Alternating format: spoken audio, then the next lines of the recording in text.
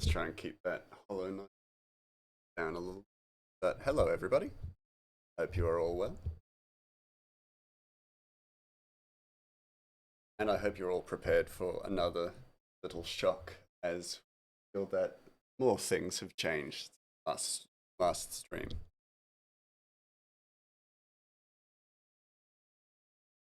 Jump over, and as you can see, overlay is almost completely different. We're going through some changes. Just a few. Just updating things. It's been a year, so it's about time I got some new looks to things.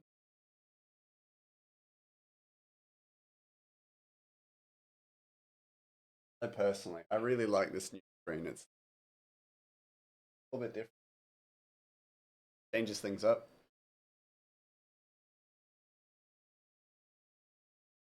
I hope you all are too, because it's not going to change for a little while. But you're going to have to get. But anyway, I've got something that I'm really excited to work on. That being armor set of a Timberstone Guard, which should look super cool. Loop deck to the actual layer I want working on.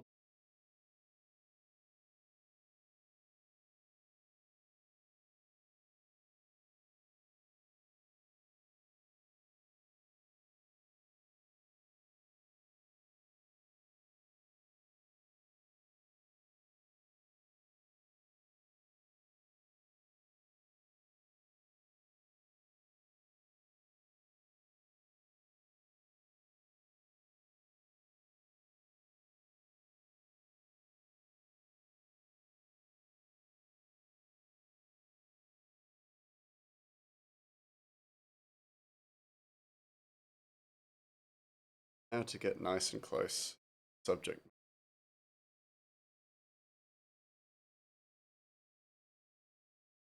I first sketched the door frame release. There we go. Simple bit stuff I want. Complicated.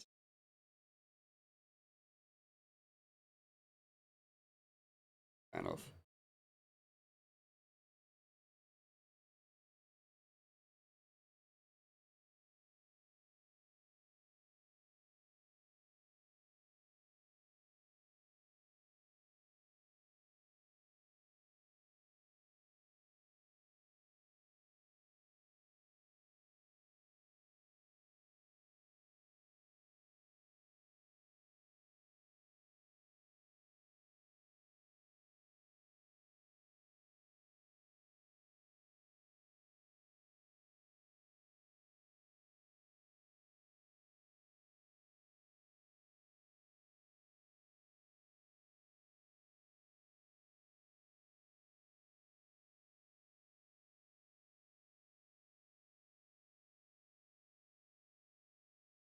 Like I may even need opacity for layers.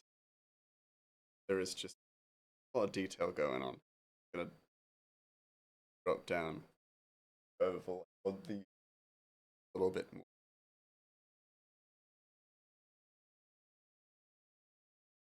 There we go.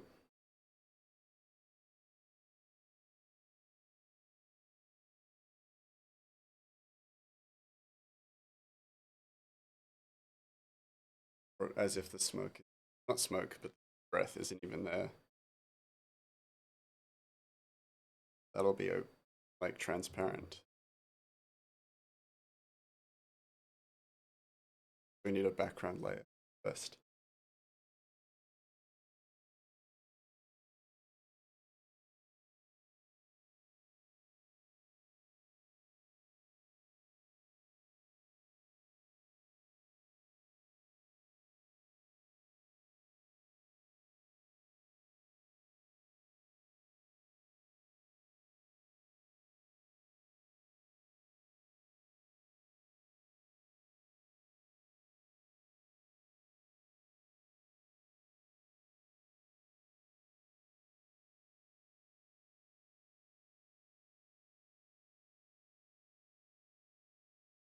Hey, Zombie Slayer, how you doing? I enter thy throne room, Your Grace. Wow, I can't even pronounce throne.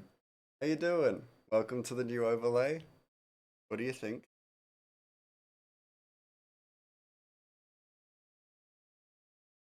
What do you think of the new throne room?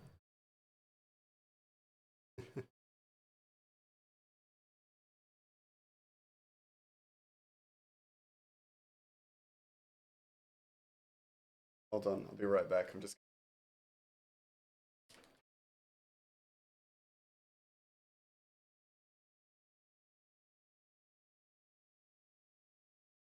toasty. A little more warm, a little more closer to summer. It has a jungle aesthetic vibe to it because it's very forest green, so I think I like it. Oh, I'm glad. Yeah, well, I have like a mat on my tablet or under my tablet, which is green, so I decided I'd change the entire look to fit my like desk now. So it has like a mat that looks quite similar to the one that I've put down there. And then a few things just need updating, like the occults and stuff like that. After all, I did grow up on a jungle island. That's true. That's true. So got a good target audience there. Well, not target audience. What I'm looking for, quality assurance in that regard. Yeah. And yeah, it was time for a change.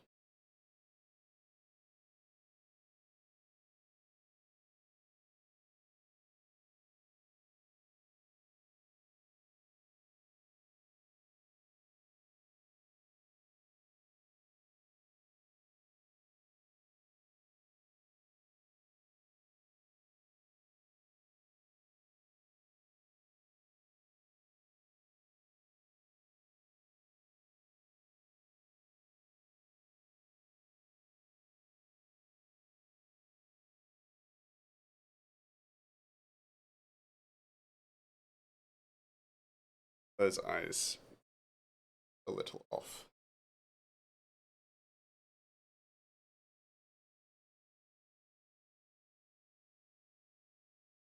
I like the shape I managed for the draft.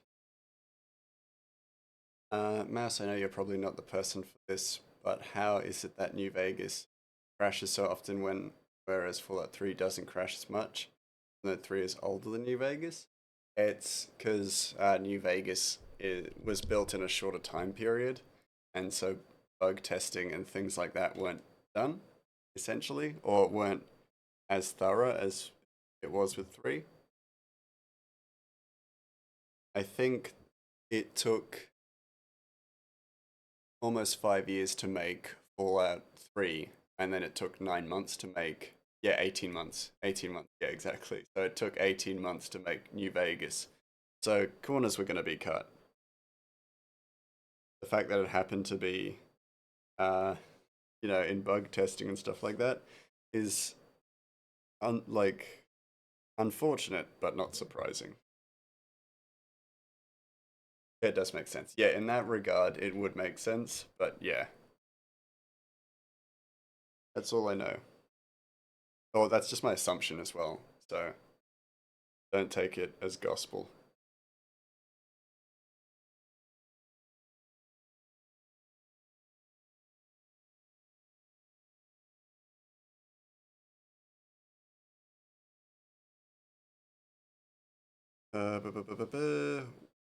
To spit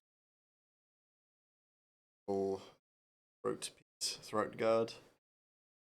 Might actually remove that to do the shoulder piece first, because it's layering. Certain parts are going to be closer to the front. Could that be related to New Vegas only being allowed to have 100 saves, whereas with 3 you can have as many spells as you like? Probably. It's probably linked. It wouldn't surprise me.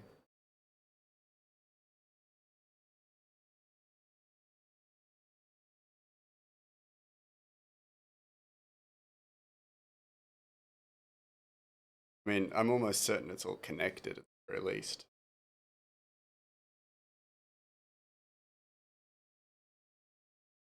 Okay, neck. throat guard I said I was going to do right after, but didn't. There we go. Job done. Job's a good one.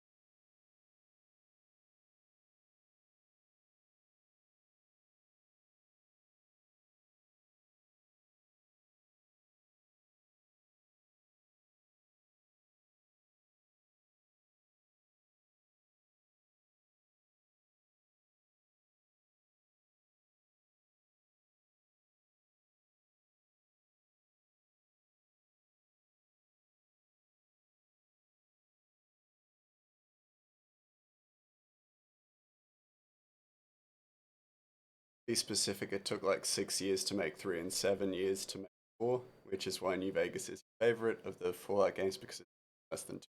Yeah, snappy. It was real quick, comparatively, real quick. Like, but yeah, it was a very short turnaround. As far as games are concerned, especially nowadays, that's a super fast turnaround for today's standard, and for a game that is still relatively very good. Well,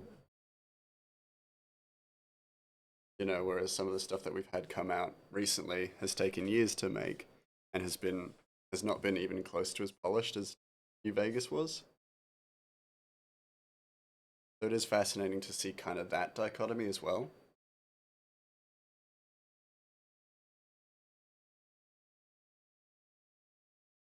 That's too thick of a line. And slightly character uh, has a big shield, power shield or a door shield, because this is actually a specific character. It won't be introduced for a little while. Regrettably, like we won't get this character's name for a little while. They are a regular, or a semi-regular, if you will.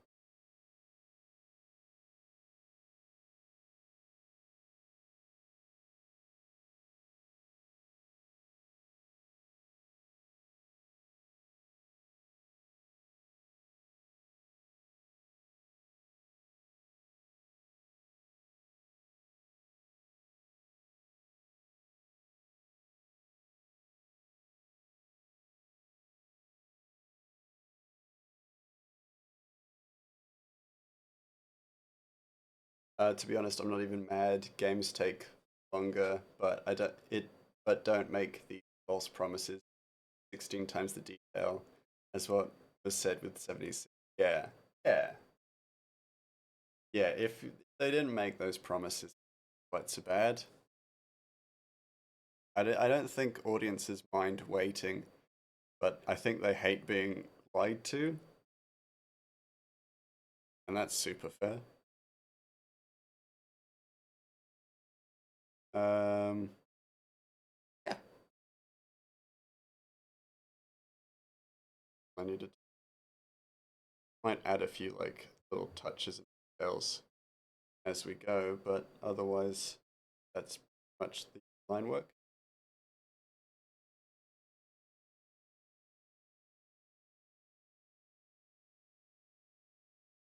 See, there's bits that are a bit scuffed, or just not as good as be.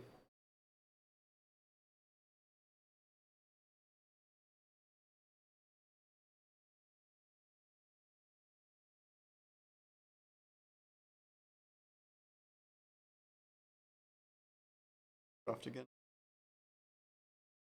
because this bit should that there should be a cutoff between,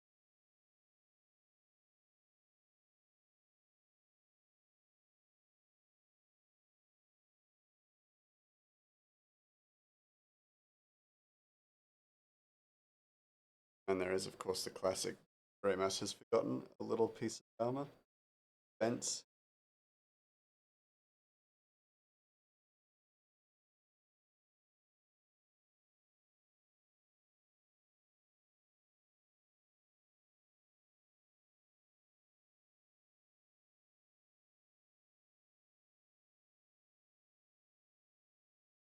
later. Not later, but not on this side. Right. Color.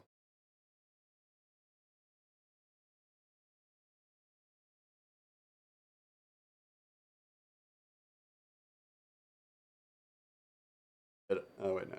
Oh, I don't hate waiting for the payoff. I'm sure nobody minded waiting for Elden Ring.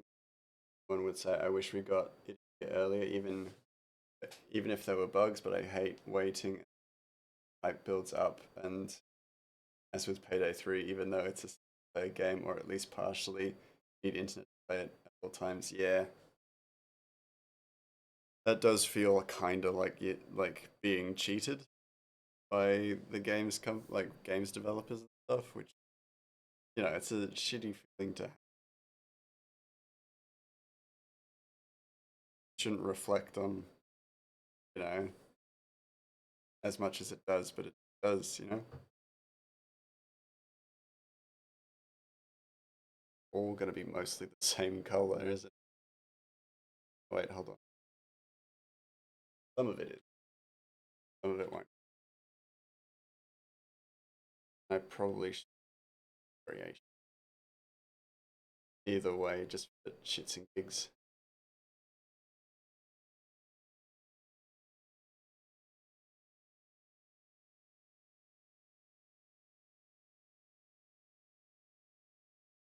Okay, all that, you know, my humble opinion, probably gonna be the same. Why I play games for like 7 years ago. Yeah, essentially. But yeah, that's pretty much the color I use for silver. It's a light blue. I like it. I like it.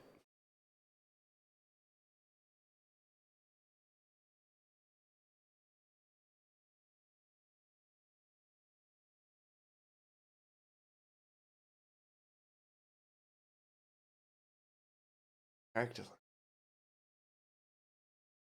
like, oh man, I'm actually so keen and happy about this character. All this armor design, really. I mean, the character is also awesome, especially because I didn't write it. I didn't write this character, but will do. I will be writing. Get free.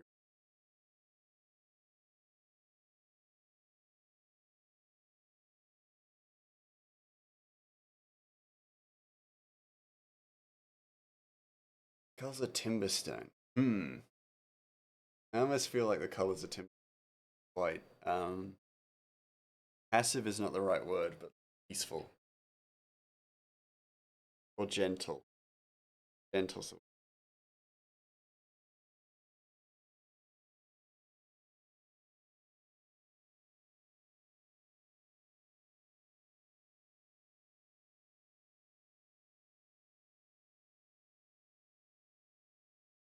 that's about right.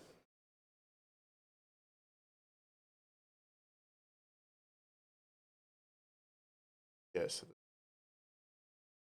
sunken colors, the detailing,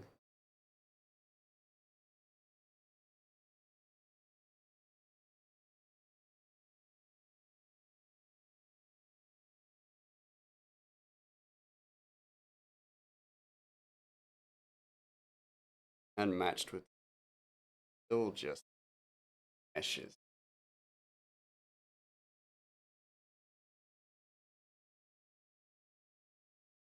But I should give it a little bit of.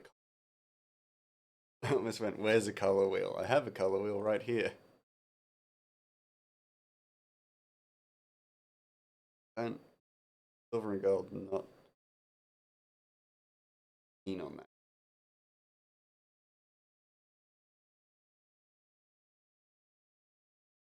I'll make it silver and a light clay, I think.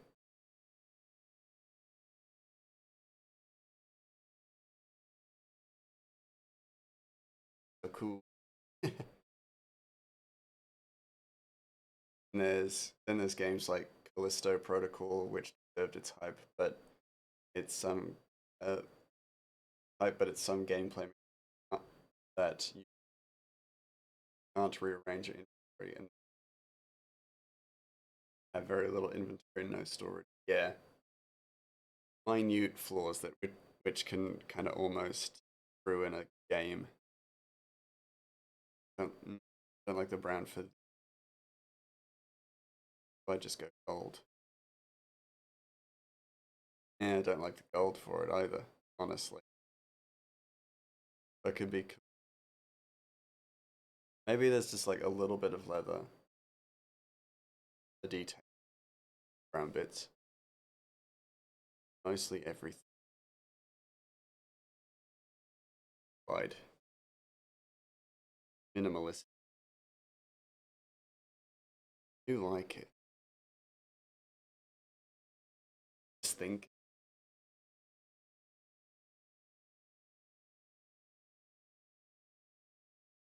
Darker wood.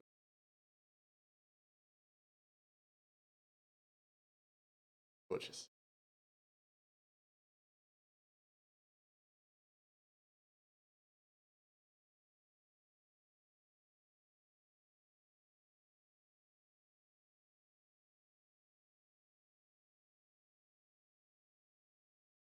Yeah, I'm happy with that. Or at least happy to move. If I end up changing my,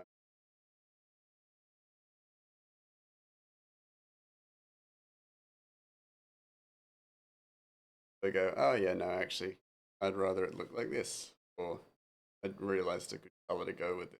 I can just go back on me word.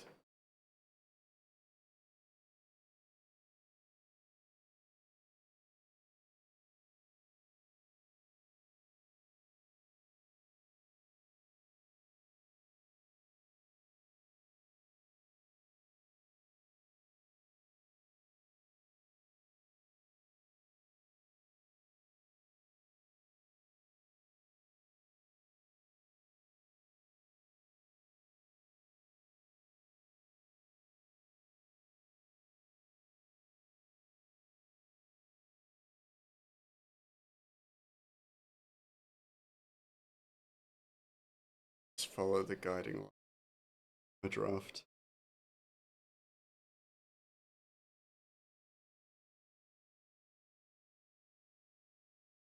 Character.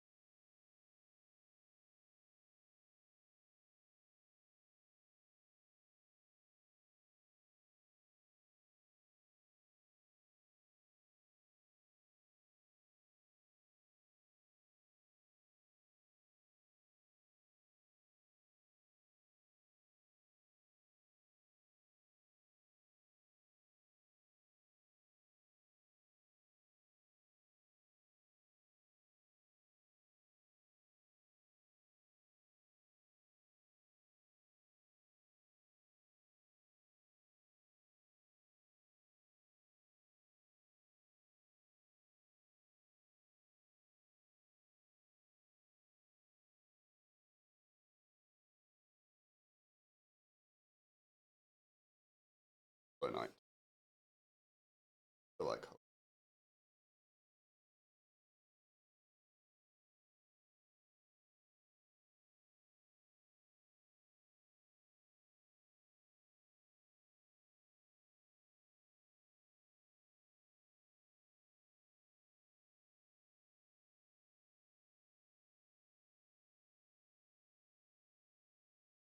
As an like episode of Avatar Last Why, but why? And like it, I can't explain why. Very classic filler. That's why. That's pretty much all it is. Classic filler. And for an episode, like for a series that really like, so every single episode sets up something that will be important later on. Canyon episode really doesn't do anything, and it staggers the storytelling. Like I know why. And it's that reason pretty much. It's classic filler, but for not an anime, an animated series that doesn't have a lot of see not its best. Also not like an important story, so it's not very interesting as well. It's just two like not nations, two like tribes that like each other, and neither one is really the right, so both are unlikable. You actually have no, you don't feel held to give a shit.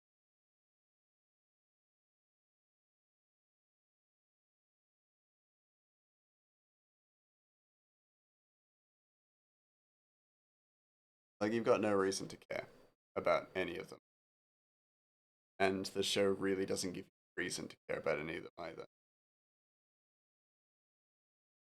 And so as a result, you're just watching a show. You're just watching an episode with a bunch of characters that you just don't like and don't need to like. They will never show up again. There a reason they couldn't just fly everyone across the canyon on Appa?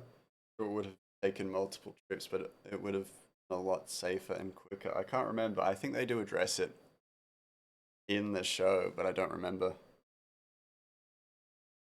If I can be honest. Like they definitely address it. Why they can't just use Appa. But oh yeah, because neither tribe, each tribe wants preferential treatment, and neither tribe will sit with the other.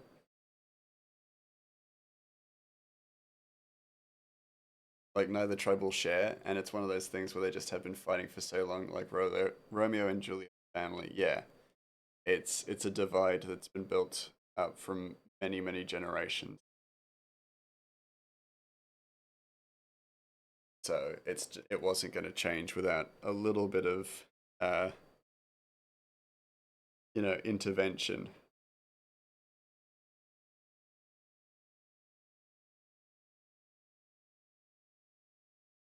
Like since like severe intervention of just Aang lying to them essentially.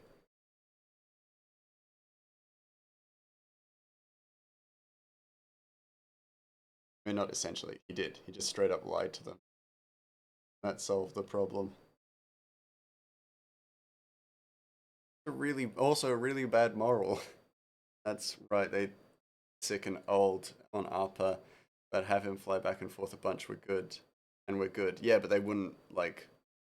So the Ganjin and then I can't remember the name of the other tribe, but they would not sit with each other on Appa, so they wouldn't share Appa, and then also um, neither one wanted the other tribe to get on first, so neither were going essentially.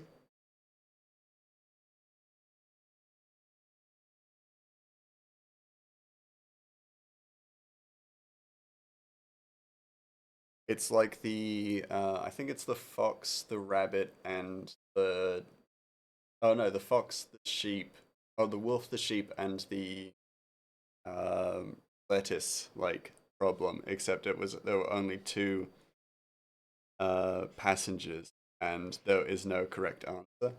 Yeah, I think that's what like they said in the show is that the only reason that they didn't take Appa is because there was just no compliance from either tribe.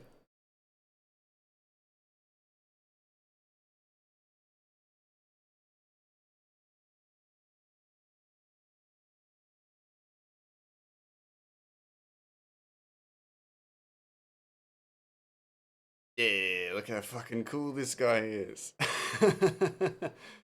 Cool. Ah.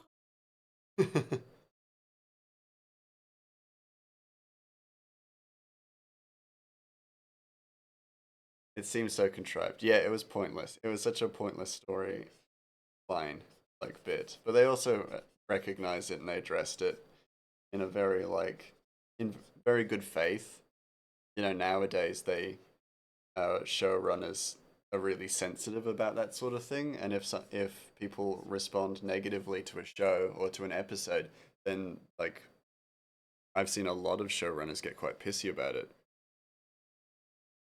You know, just look at the firing, not firing, but the removal of Henry Cavill as Geralt is literally the best witch. Like he's the best depiction of Geralt as according to the writer, and because he kept like intervening on in producers trying to just like basically sell the show, sell like a cheap version of the story, um, got rid of him.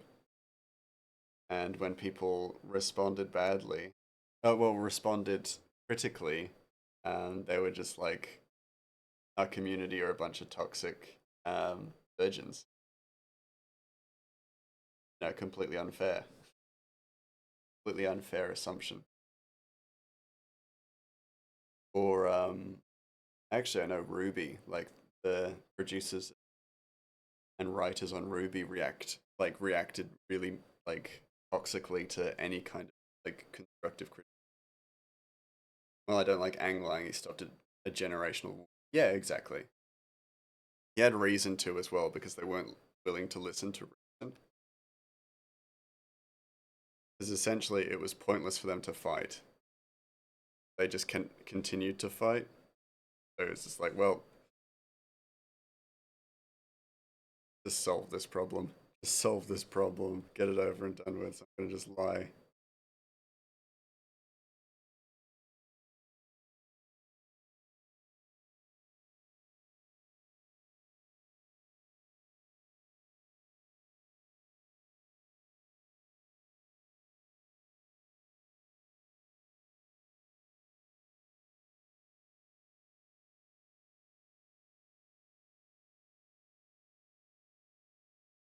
Yeah. Okay. Highlights, which there should be plenty of for this, but I also need to fill in something.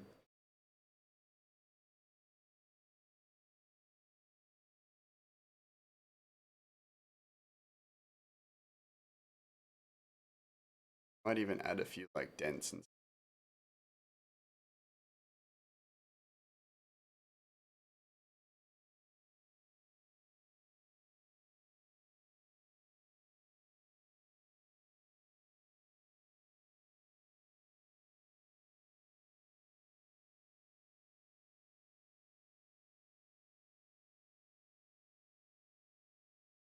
question is, which section is his eye holes? Question. All of them. It's like a classic Epishaker um, helmet. Epishaker helm.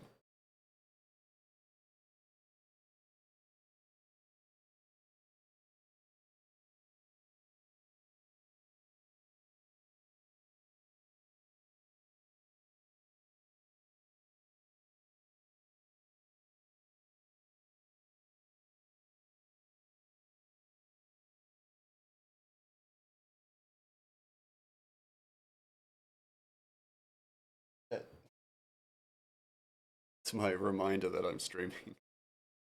That I'm streaming soon. I'm streaming now. Streaming already. I know phone.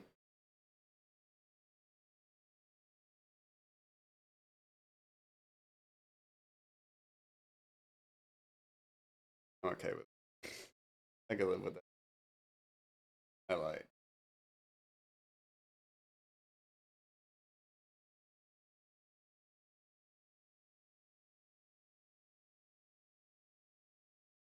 Okay, gonna start with the biggest bit, just get it over and done with.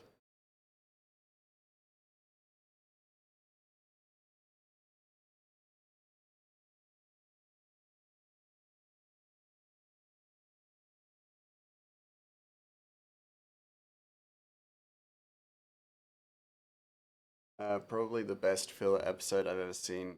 Each episode of Avatar: The Last Airbender because it shows the emotional vulnerability of characters you often see being so brave, but in that episode they essentially are at war with the self, and I like that. Yeah, and also I consider that episode not not true filler in that it helps redeem Zuko. So it's actually it's an important because also Zuko alone is not filler. That episode where Zuko, it's just a whole episode of Zuko by himself. Um, I don't consider that filler just because it does a lot of work to redeem those actions that he betrays the gang for his sister, who he had always who had never trusted. I think that's like a big and important bit. And what I like is that Zuko is never actually the villain in the show. He's often misguided. So in season 3, we get a lot of like stuff that helps to redeem him, helps to redeem his character. Deeply important to making his character arc actually.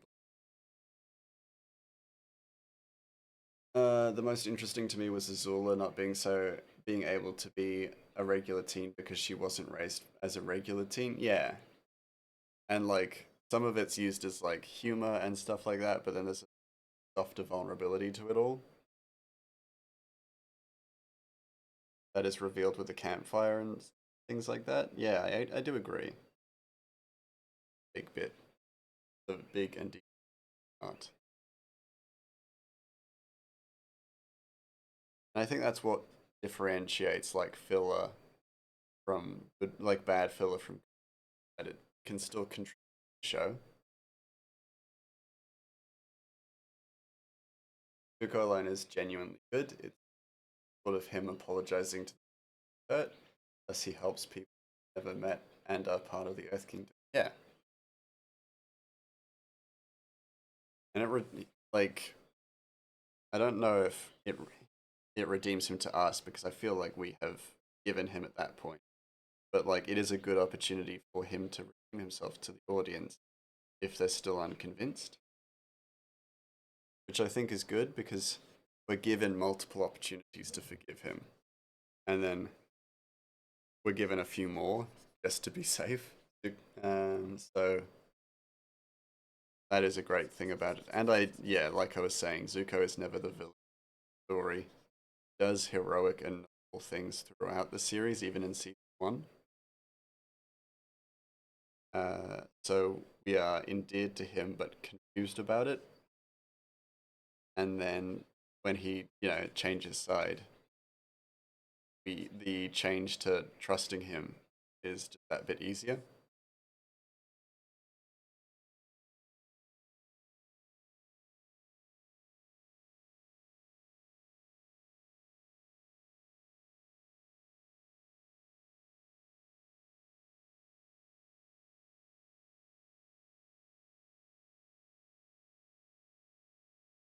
Campfire, they come to terms themselves, or at least some do.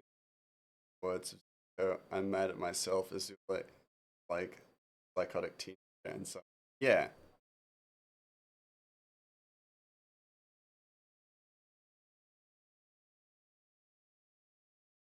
they accept, learn from. They do have moments of clarity, which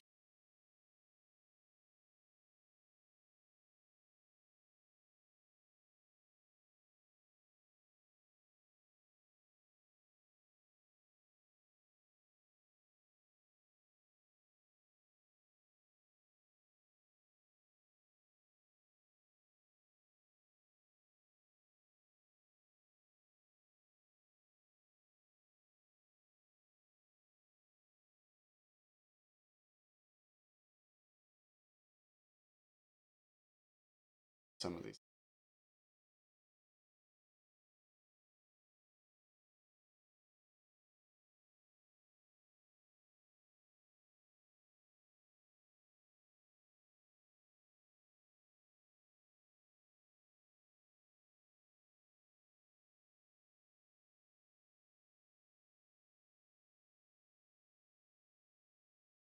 Probably an unpopular Jet is underrated as hell. Yes, he's going to destroy a Fire Nation village, but it does that multiple times. Not that it's something bad. He didn't do something bad. It's because, but we get Zuko's full redemption story, whereas Jet didn't get a full redemption story. We only see part of it. I think part of that is because Jet is was never intended or was never going to be a member of the gang, and so as a character, and it is reflected in that one episode where Jet and Go team up as they get to Ba Sing Se. It is reflected there where the two have similarities. I think the difference that comes about between Jet and Zuko is that Jet never actually displays regret for what, like, at no, and this is why what I'm gonna say is I really disliked Jet as a character, and it's because he never admits regret for anything. When the when he went to like destroy that Fire Nation village, he would have killed, you know, families, children, people who are not even aligned with the war. But he never displays an ounce of regret. When he is stopped, he actually considers it uh, like treason, essentially. And then when his team actually condone, not condone, confront his actions, he still doesn't display regret or remorse for anything that he's done. He kind of uses what's happened to him as an excuse to cause harm and pain to others, and a very like fascinating allegory into the destructive nature of revenge.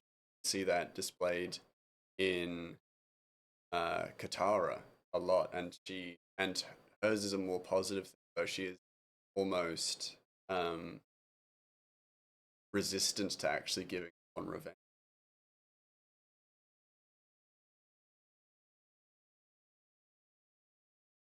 With the Firehawks and hunting down the man who killed her mother, where she spares him, we like this like measly little weasel, things like that, but she spares him, but still hates that she spared him in a sense, which uh like confronting, but it is the truth about revenge that you not necessarily feel uh satisfied with whatever result you get, but you gotta find peace somehow. And Jed is supposed to be the good guy, or at least sort of, I guess. Yeah, he's supposed. Well, he's. It's again. It's like it's this symbolic depiction of revenge, pursuit of revenge, and I think the Jet, a lot of it, like the very little we see of him, uh, the pursuit of revenge has corrupted him as a character. In that, yeah, because he never goes about doing anything positive as well, which is something I found very or interesting in his depiction. In that he does positive things for his team, and he steals like from the rich or from uh, Fire Nation soldiers, but never to give to anybody other than his team or himself. His actions are inherently selfish, but through a virtuous, um, not facade, but through a virtuous uh, lens.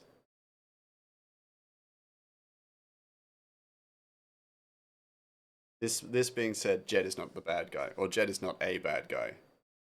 Definitely does redeem himself well, but it's also a shame that we didn't get to see more of his redemption.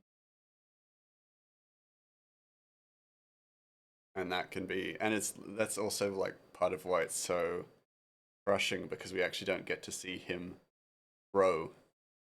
We're actually kind of stripped of that, like the possibility of what Jet could be now that he's on the right track, and that's part of the heartbreaking thing for character arc as well,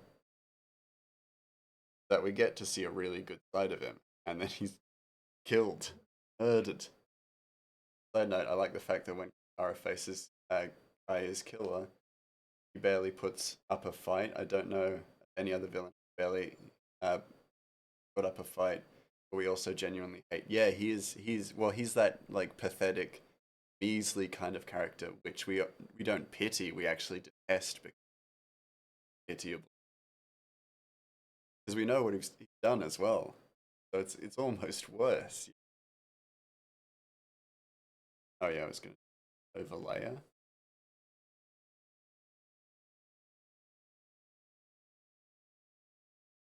highlights. Oh, this is but light overlay and then just gonna put a little bit of gold but outside.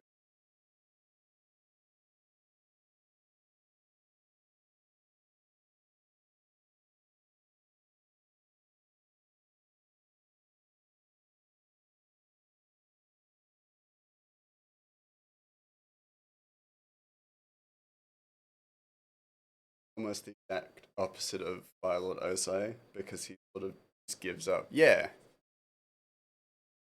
yeah, I would agree. I think so too.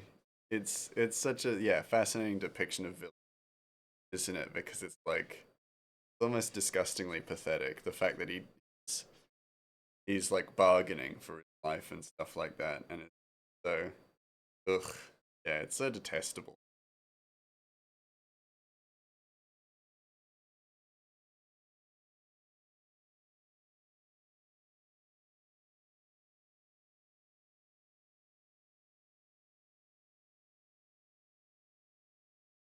The actual player,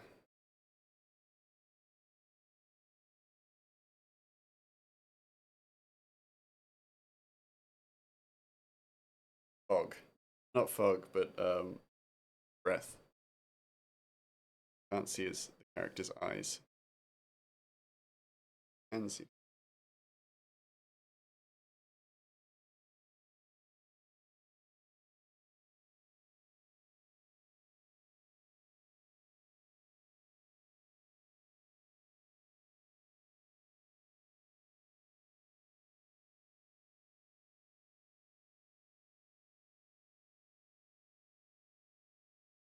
Yeah, I like Avatar really does like a really good job of the depictions of evil or villainy.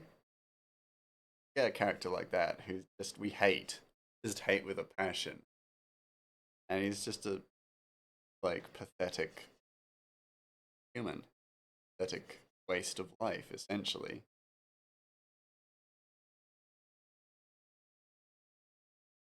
And his actions aren't excused, but we end up being the bigger person because this guy sucks, you know.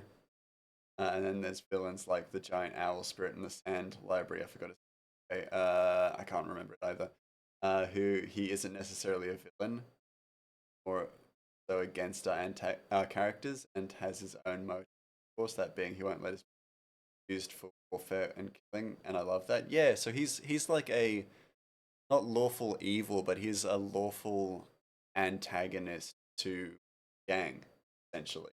In that everything he's doing is completely reasonable. If anything, the gang is actually doing the wrong thing, but for the right reason. And because he is so lawfully aligned his goals, he is unwilling to like accommodate, essentially, for lack of a better word. He's unwilling to accommodate for the gang's action or forgive them. Yeah, exactly. Yeah, exactly. What am I?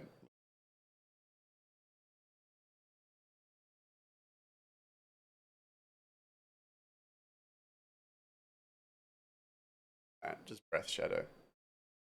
A lot of work into. panel, but I like it. Oh, actually, that quickly. I accidentally on the wrong layer. That will come back to bite me if I don't do it properly.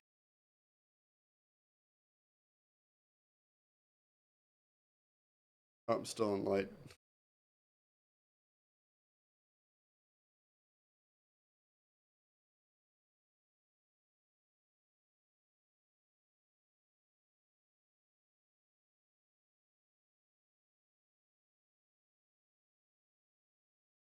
Terrible in my. Oh, just gonna do it. And I don't know if it's possible, but I think Zhao was at the same library to learn about the moon spirit, and that's why he knew to kill it. If that's true, the giant owl spirit doesn't want that to happen again. And yeah, Zhao did learn about the moon spirit through that library.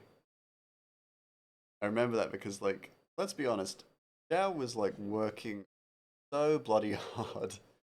He kind of earned that admiral status because he so much, and he was a great antagonist. The first series, not season, not series. You know what I mean? Y'all know what I mean. Let's be serious. The gang literally raided this guy's vast collection of for their own justified selfish reasons. Yeah, exactly. Even if the reasons were like for the greater good, there's still their own selfish kind of reasons. Additionally, that library only has one edition of everything. He only collects one book or one piece of resource, uh, like one resource of information for each of them. So taking one of them actually collection of that knowledge. So taking it is actually really selfish.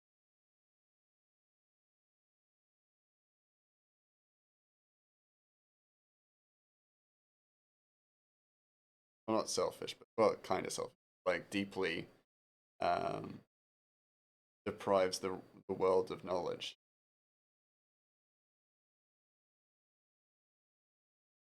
Oh, really? I didn't. Well, the thing is, so it's kind of an assumption, but I think it's an educated assumption.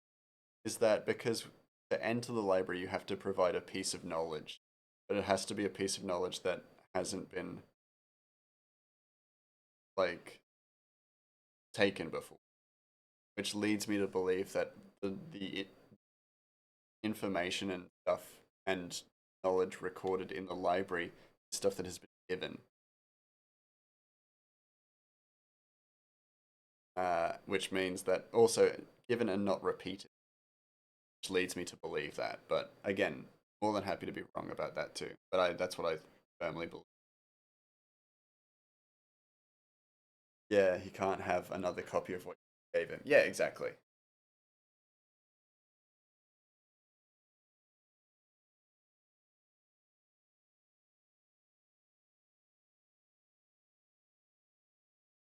There we go. We got a breath. That's all I needed. Nice.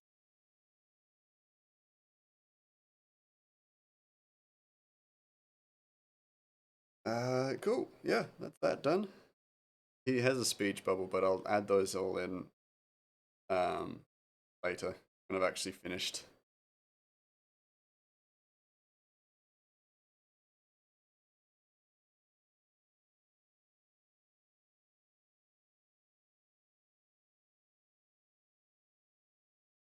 That colors.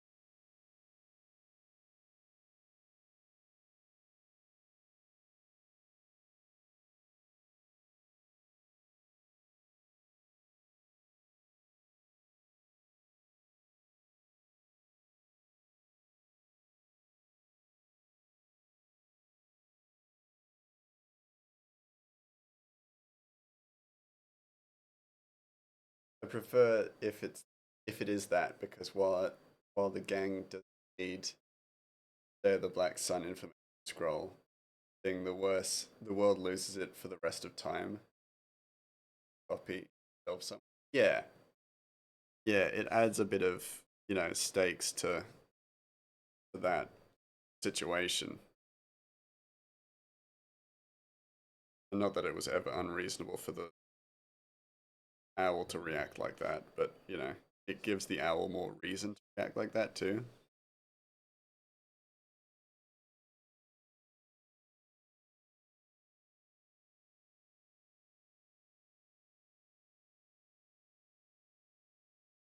Hey, Grey Mouse bot.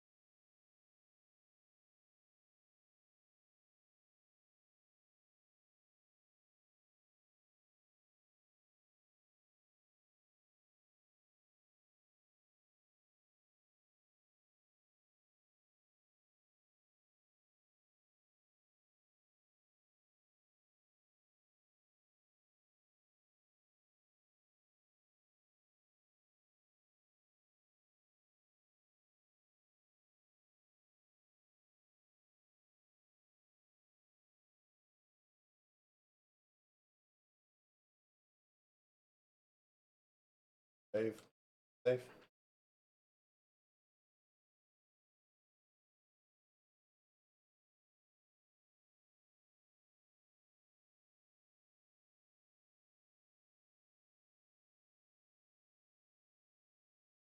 There are a few people I would want to like it that I can get the right motion.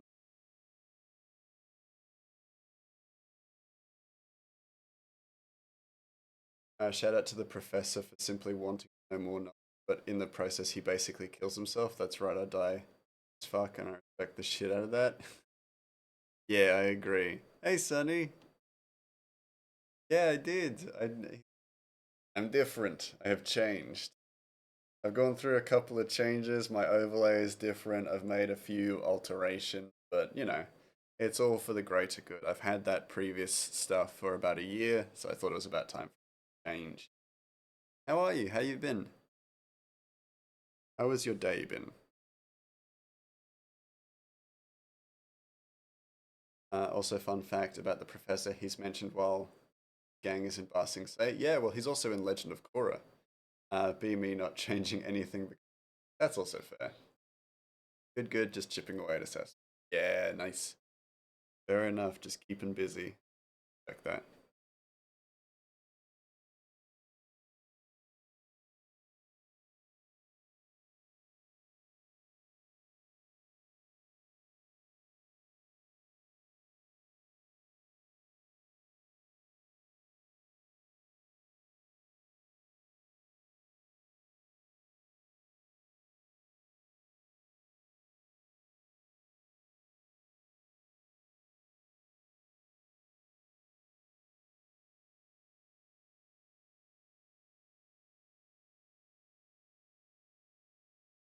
Sort of correct.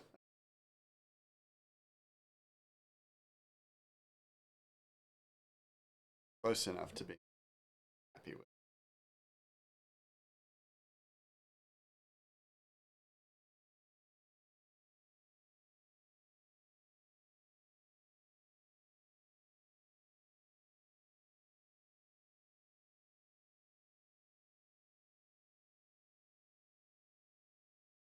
Currently working on a Timberstone guard, working on this armor set for today, which is super cool. I'm so happy with how that panel straight up turned out. That's so cool. But we're working on the next panel now. Very excited for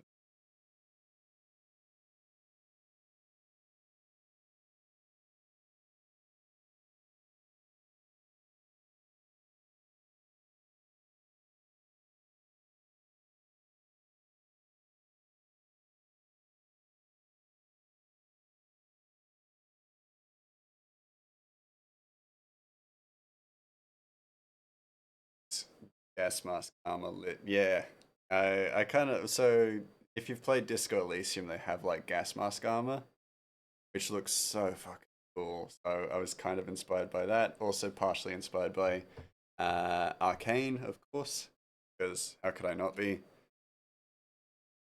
But then yeah, I basically designed this Timberstone Guard's armor with practicality in mind. So because Timberstone is a mining town, essentially, I wanted the armor to include everything that would be versatile or useful for guards of a mining town, essentially. So if the mine goes down or it fills with gas, then the guards can come in and like attend to the issue without having to worry about being yeah high vis armor. Exactly, it's purposeful character or armor design.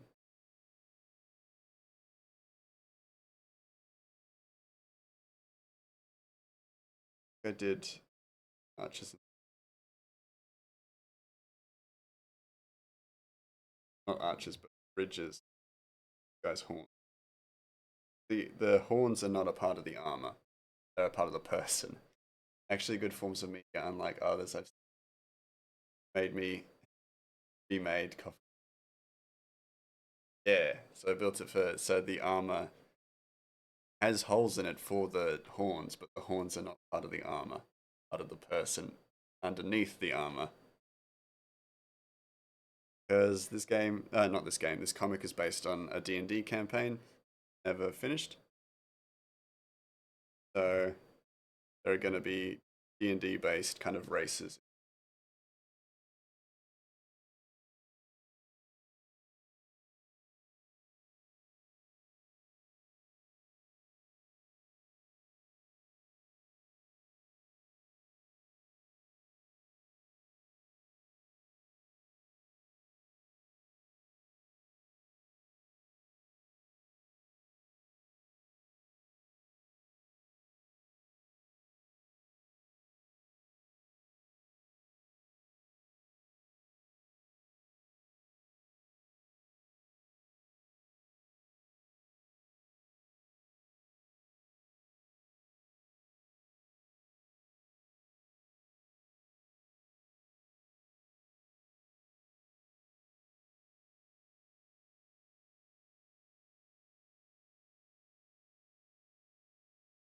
Get to the eyes and like, how do I draw a circle? I could always use a circle tool, but I kind of like the imperfect.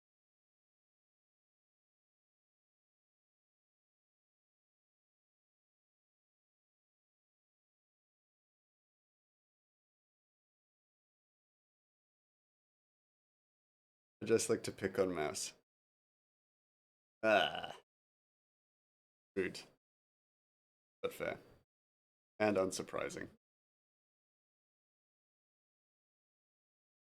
I'm used to it by now. Like I said, it's been a year. I started streaming. Not exact, like not a year exactly, of course. We passed that milestone ages ago, and I just didn't realize. But yeah, I've been streaming for a while, so I'm used to that. The zombie slayer, bullying. Completely.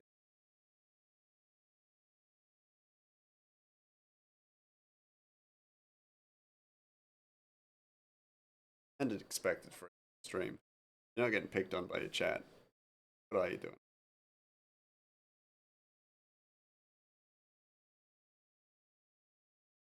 Goes to show how little it affected me. I didn't even realize I was being mocked first.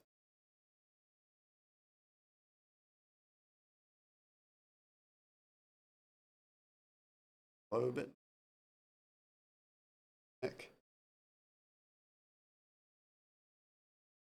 I mean, I designed it, so not gonna disagree with my own design, am I?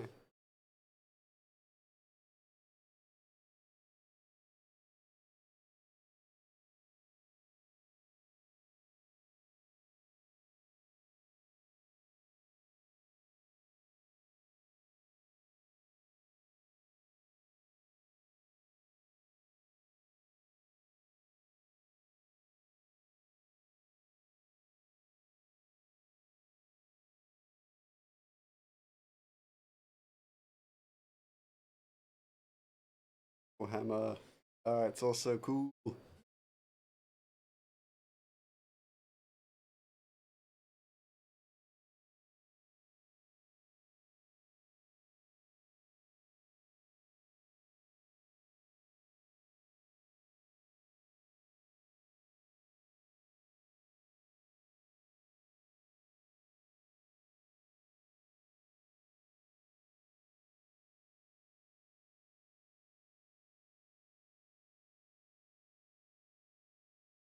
Amazing. Form. Felt a bit of form. Yeah. Very lovely.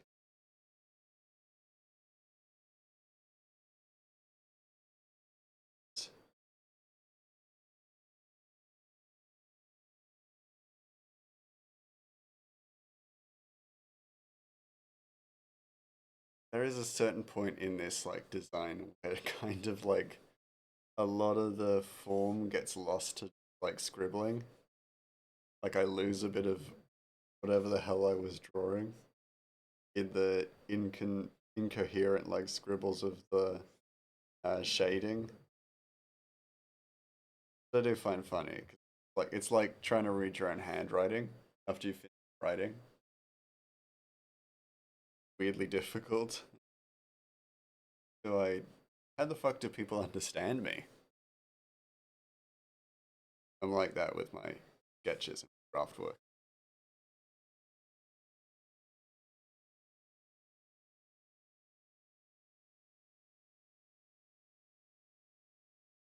Feel sketching with like a language. I would comprehend.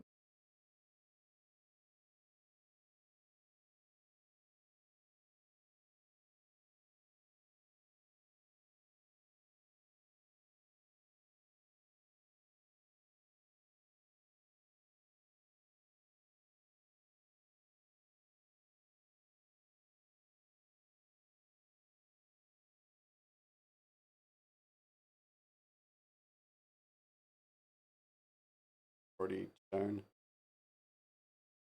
Chess piece is a little bit different though. Just make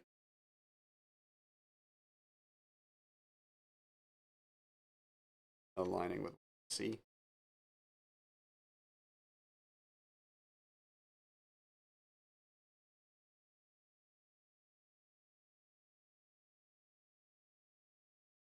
That bit first.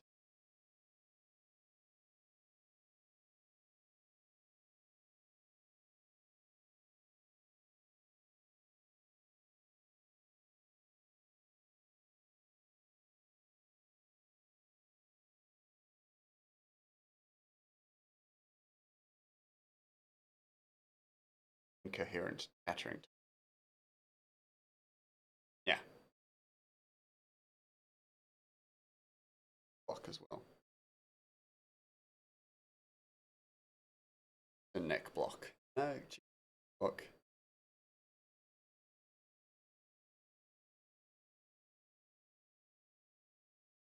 Like a back up. Back just a little bit more depth or size.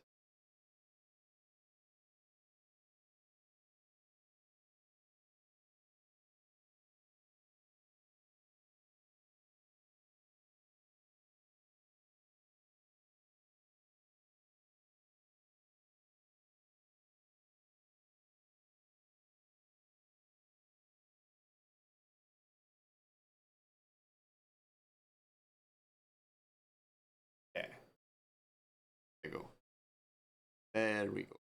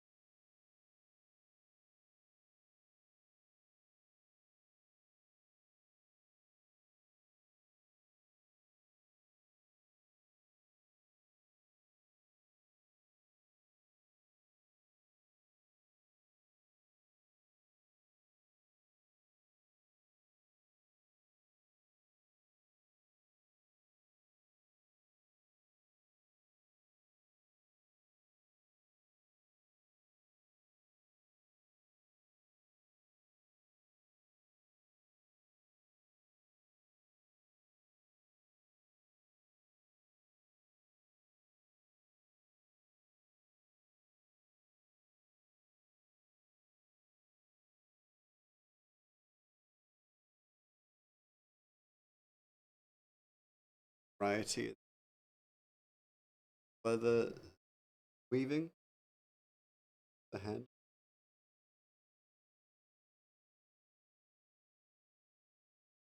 Posture check. My posture is fine. I bend backwards and you hear like 3 snaps.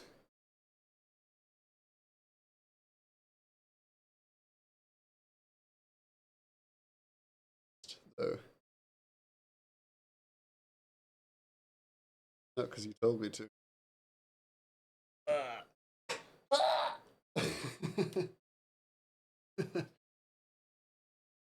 Okay. Yeah, nice. Well worth adjusting.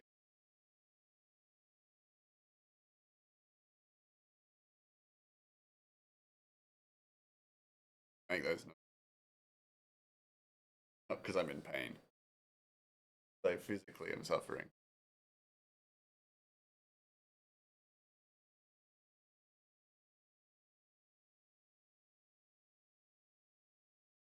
That needs to be lower.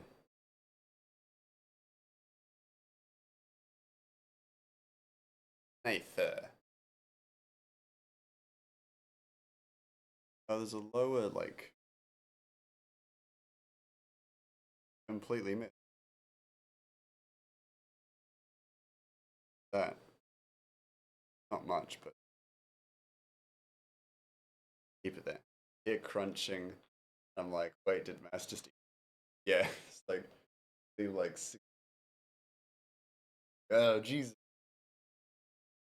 Bravos, are you okay? And then I'm just like, no.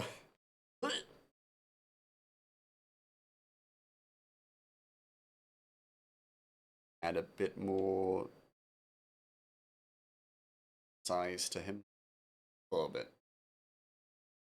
Not a huge amount. A little bit broader. Also, it's a suit of armor, and a suit of armor is large. So, yeah, well worth.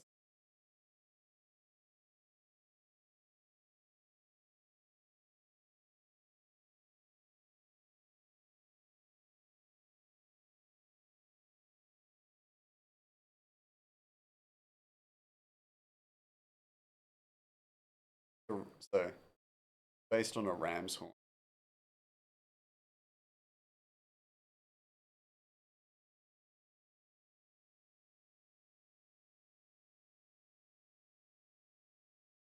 That's that's not.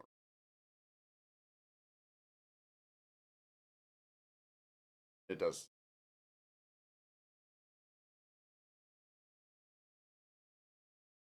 Yes, this character does have rams.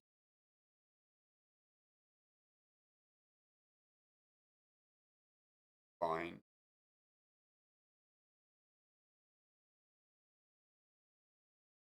Yeah, it's curved up. Make it so. Let's keep it as it is.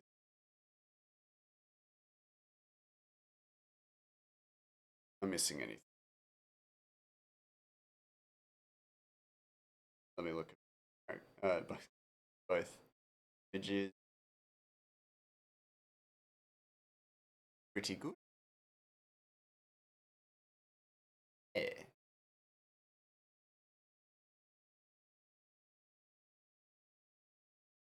Continuing. Yeah.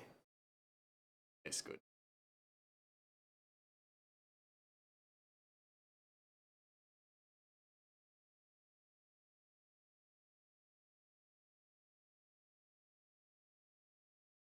So that I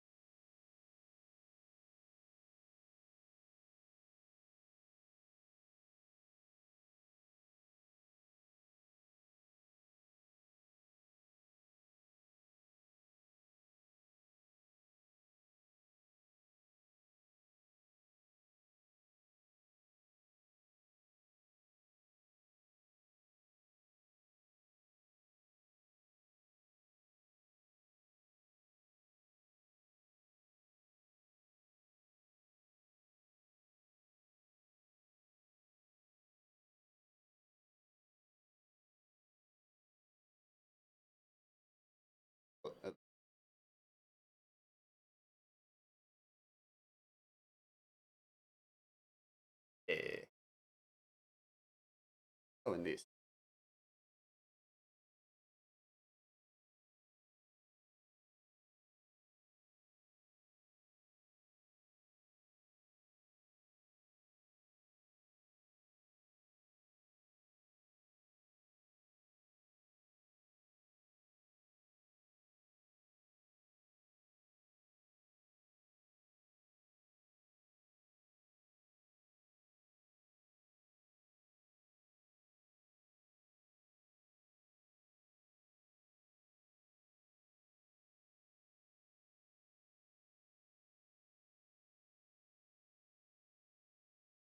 Okay, I'll just later.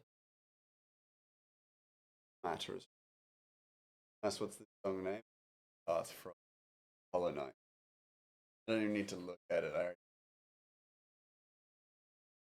Yep, it's Green Path by Hollow Knight. Or from Hollow Knight. That's right, ladies and gentlemen. You have them.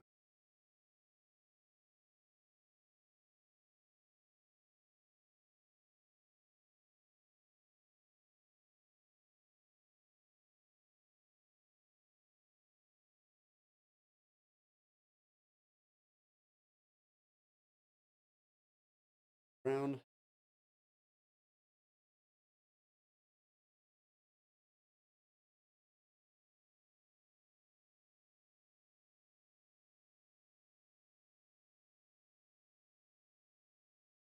Thanks, Mouse.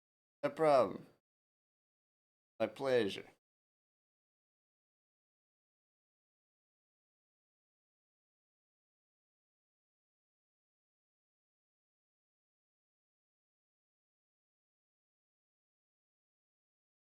Oh, this is good. No, why'd I make such a detailed handle? Hoisted by my own petard.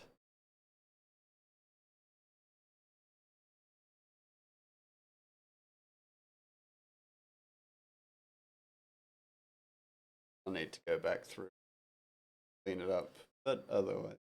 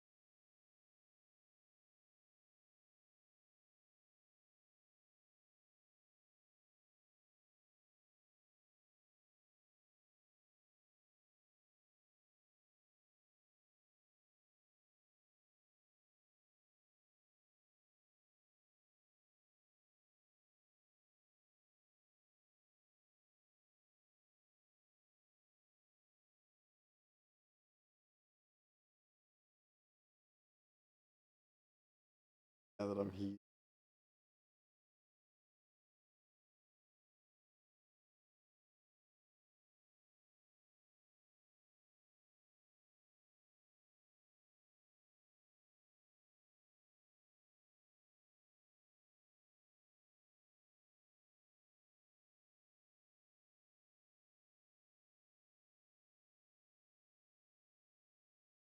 Yeah, cool. Check on the draft again.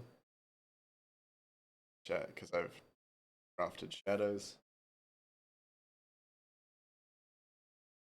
Want to use because he's cool. Uh,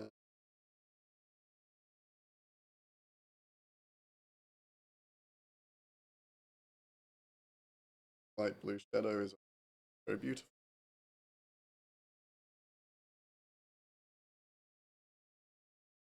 What looks is tolerable.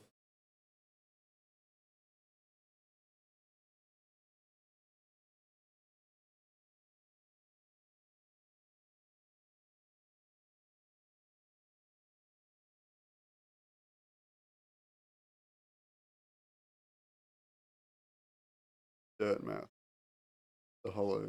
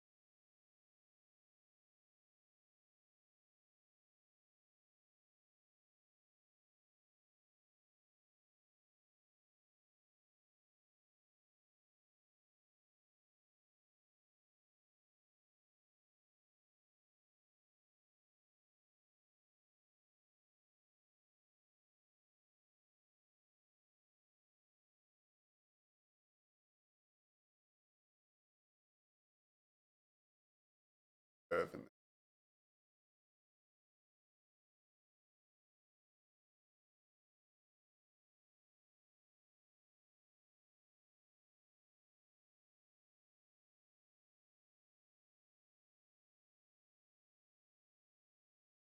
the Grim Troop. Oh, the Hollow Knight. Oh, not. Oh, wait, no, it's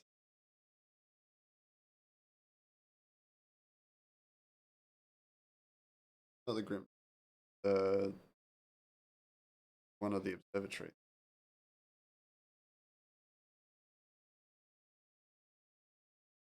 Mantis Lord. Oh my god, I was completely wrong. Don't let don't let Team Cherry find out about this. I'm the biggest fan. I swear. Of course it's the. How could I be so dumb? I'd be so stupid. I had you searching for this from the wrong section.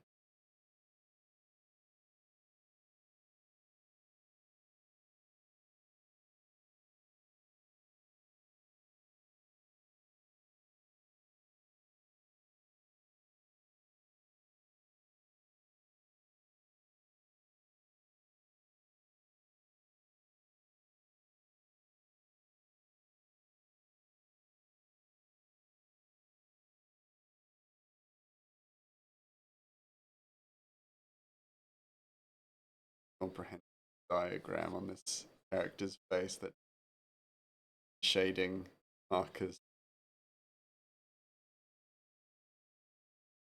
Wild. So much.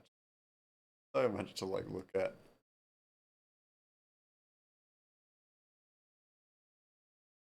Might just go not freehand what I'm doing.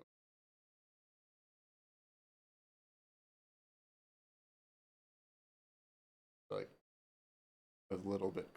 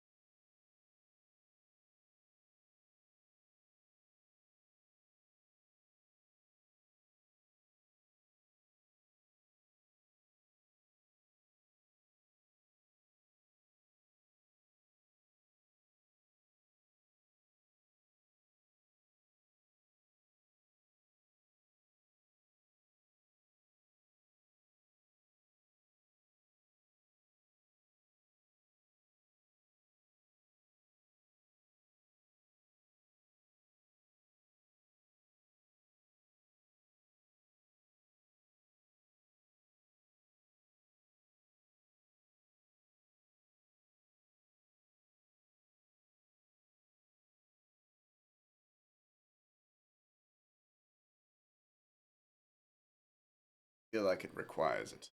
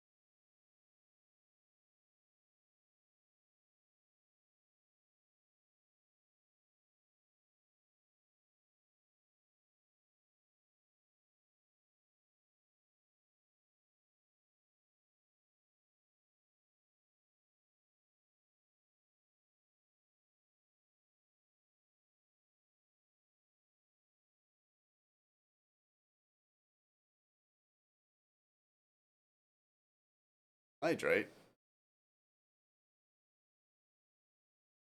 Go in the shadow and I'll hydrate. Daddy.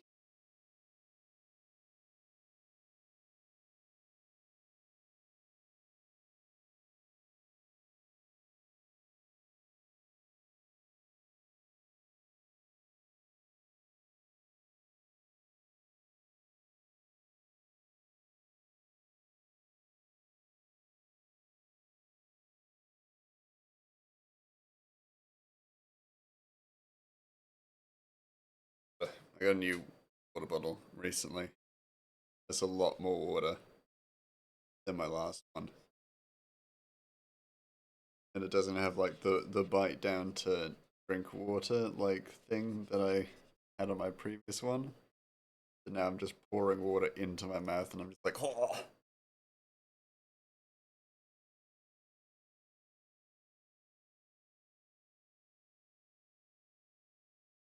drowning myself accidentally. Like Tony.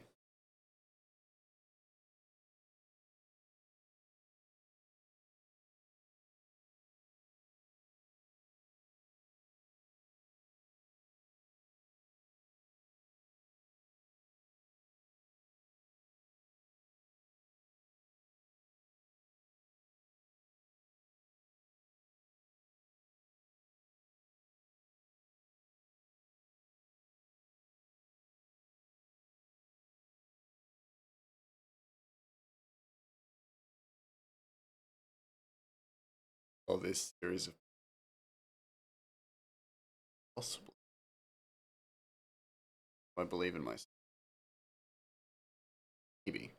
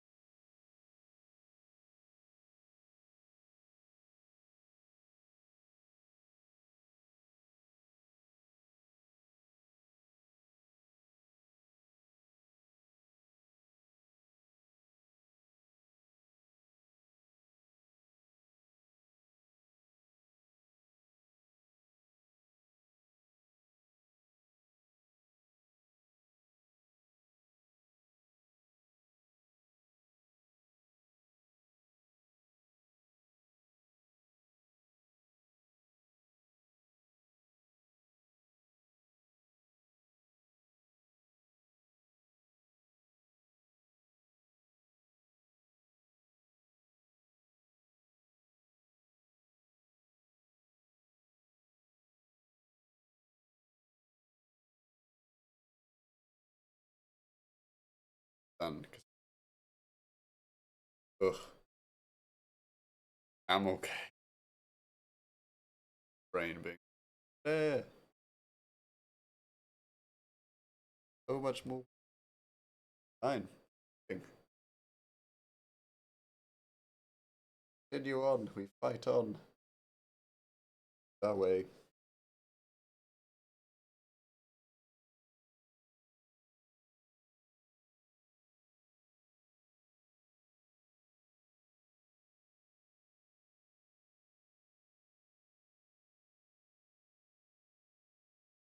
Left. Old shadow work. I could have probably just erased. Little mistake.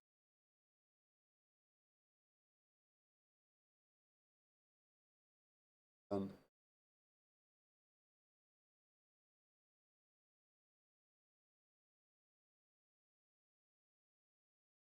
Fungal waste. Heck. Waste. Yeah!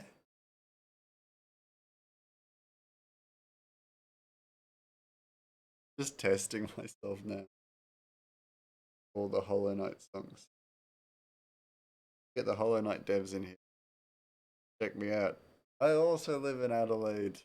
Hollow Knight creators. Love your game. Watch me guess all of games songs. I'll get like at least 3 correct. Promise.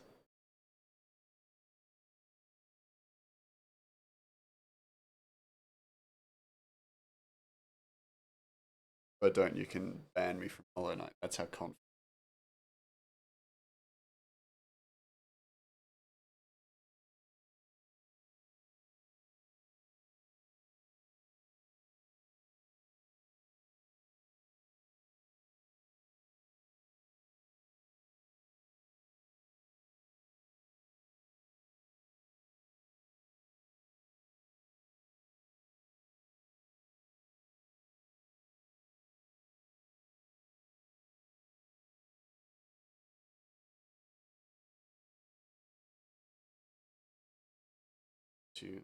Shit.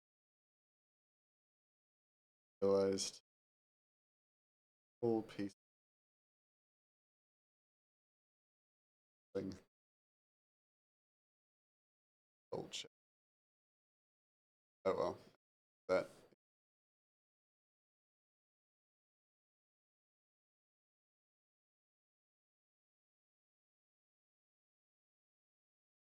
Dang it.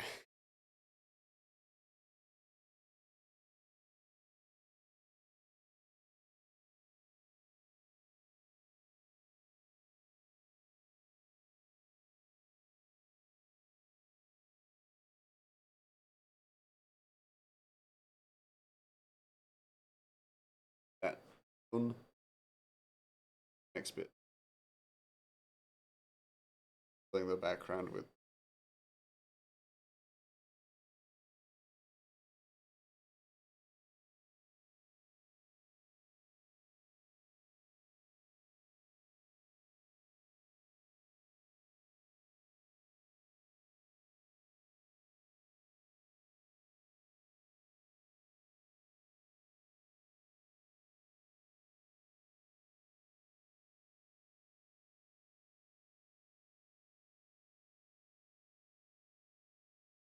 background variety. I might also done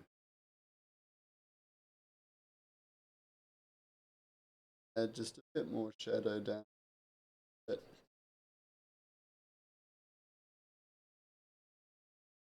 I love that like classic artist thing. Okay, there we go, and as if you're done and going, you're editing something out, fixing something out.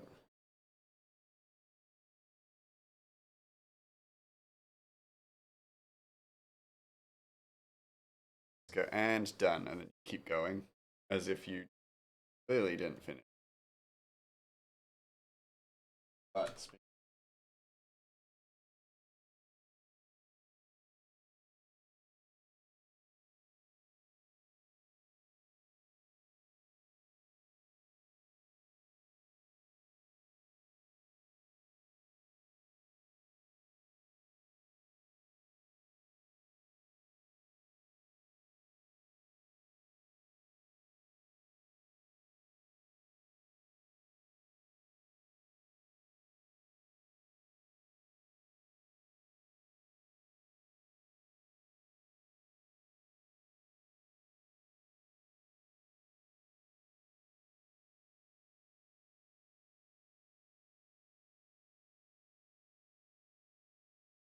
I just hyper focused on that one bit of highlight. I just zoom in, Grey Mouse, you idiot. I'm gonna just add a redeem. Let me grey explain Nickelodeon sitcoms like iCarly. Oh shit! All right. Well, this should be you guys are in for a treat because I know next to fucking nothing about that stuff. So give me a moment while I move to the warm up page. Give me a moment. I just need to fill in this highlight. All right. Let me grab a good color for the explanation. Save. This is the wrong page. There we go. Here we go. Duck what I finished page. And alright, so iCarly, or Nickelodeon kind of seems to have this sort of system with their sitcoms, which I've noticed, and if I've noticed it, then it's pretty damn obvious. Basically, you can never have just one character. It's the series is never about just one person. Hold on. So we have our protagonist. Let's call her Carly or Hannah or um Drake or Josh.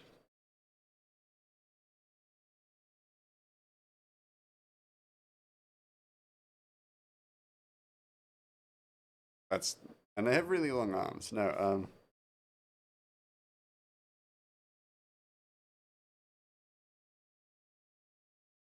they're usually accompanied by their wacky best friend.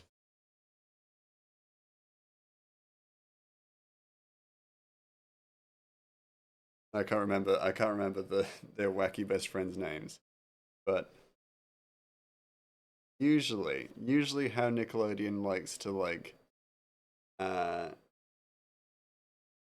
outline what wacky is basically they got like a funny hat.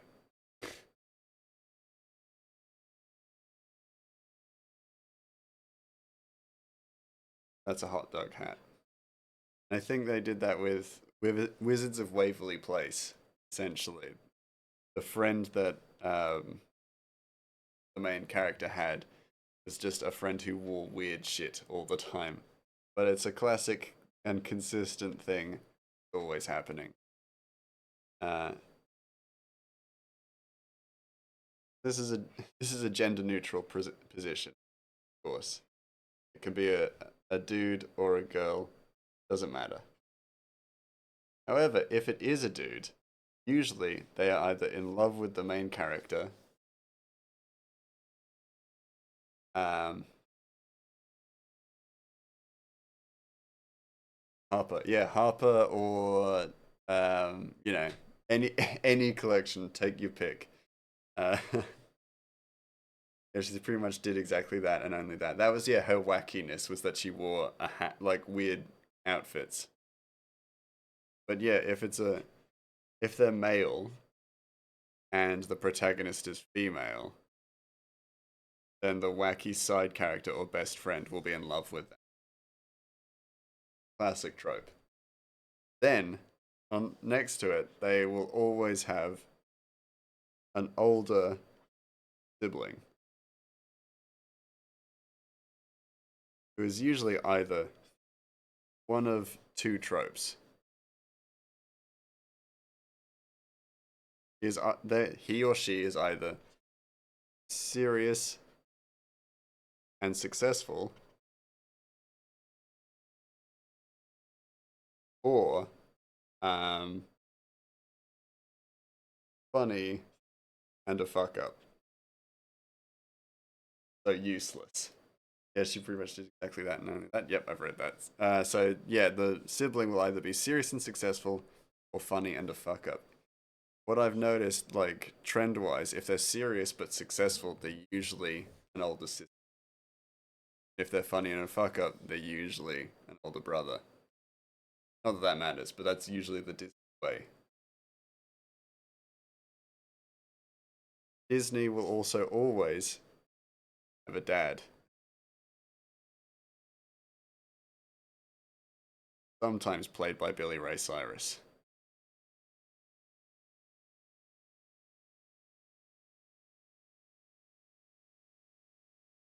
So a Nickelodeon movie will always have a dad.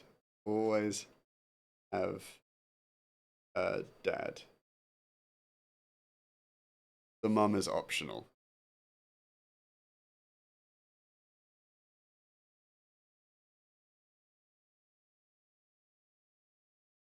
I don't know why I give her such big ears. Doesn't matter.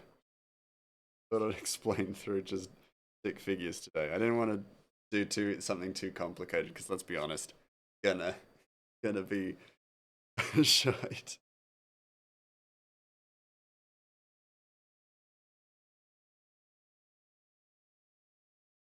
The mum is optional, which I find like that's maybe the funniest part of this explanation. That in a Disney series, the mum is optional, and if like she's either there or she's not, and if she's not there, she's usually dead. So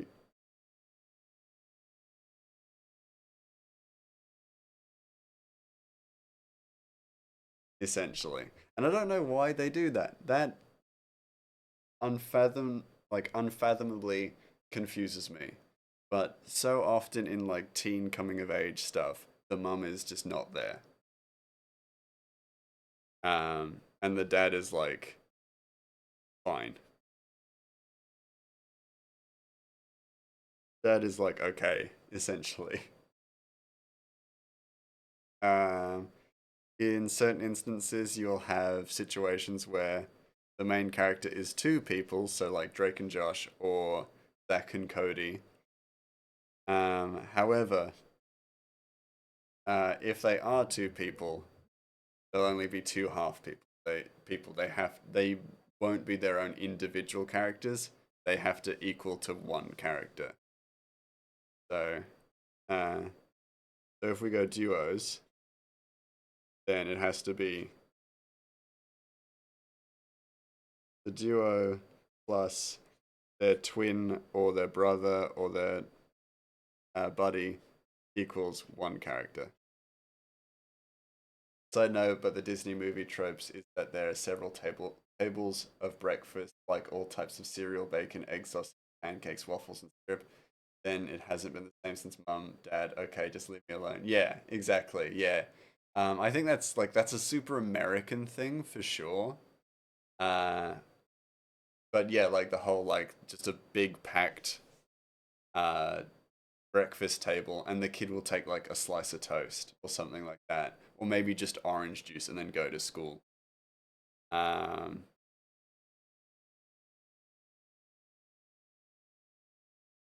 so yeah, like it's like a very classic like American uh growing up like film. Because like you have it in well, this is maybe not a good example, but you have it in Sky High where I mean both the parents are still alive, which is that's a nice thing.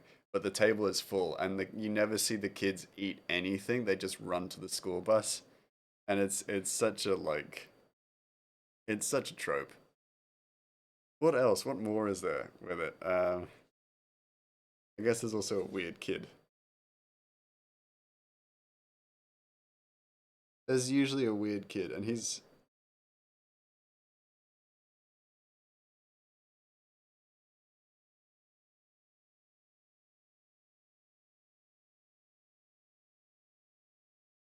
he is usually either like a secondary antagonist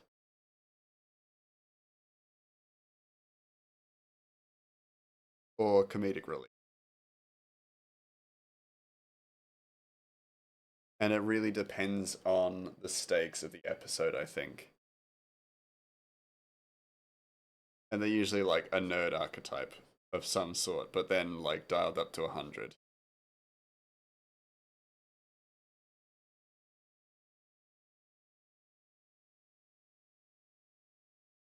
Or they take one sip of the orange juice, Go, anyways, big day, first day of school, and I'm like, you kid, bye mum and bye mum, bye dad. They usually only say bye dad because the mum is usually yeah, no, exactly, 100%, yeah. What? Yeah, but this is like a classic Nickelodeon live action. But that's also a good distinction.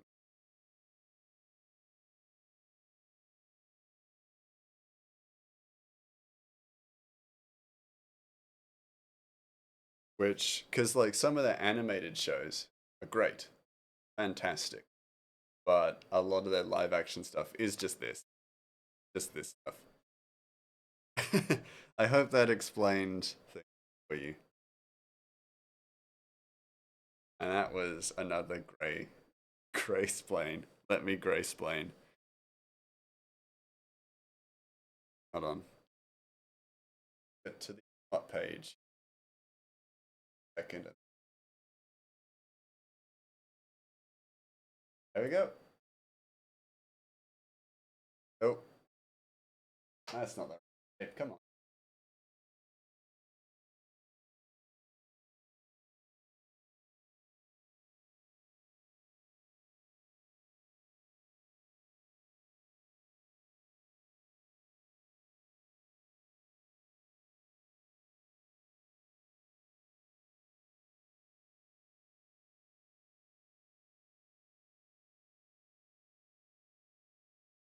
It's like very deep cropped.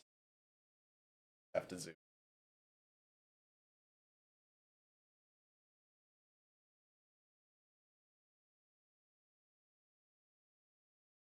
Oh no, my page seems black bars around.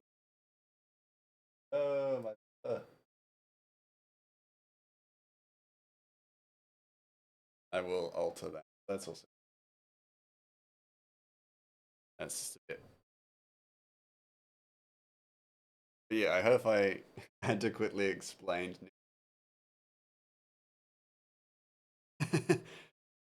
How'd I do for some like? Because I've never like actively watched a Nickelodeon kids sitcom.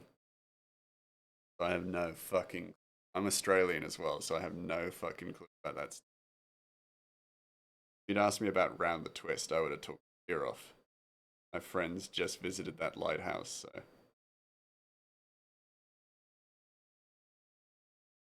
that's my like Disney sitcom, Disney Nickelodeon sitcom.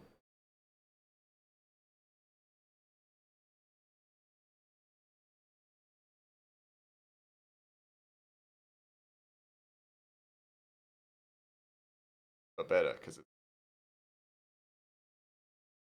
hilarious. Actually, there was a good period of time in Australian like kids television where content was super weird, like super weird, and like lent either towards horror or absurdist comedy.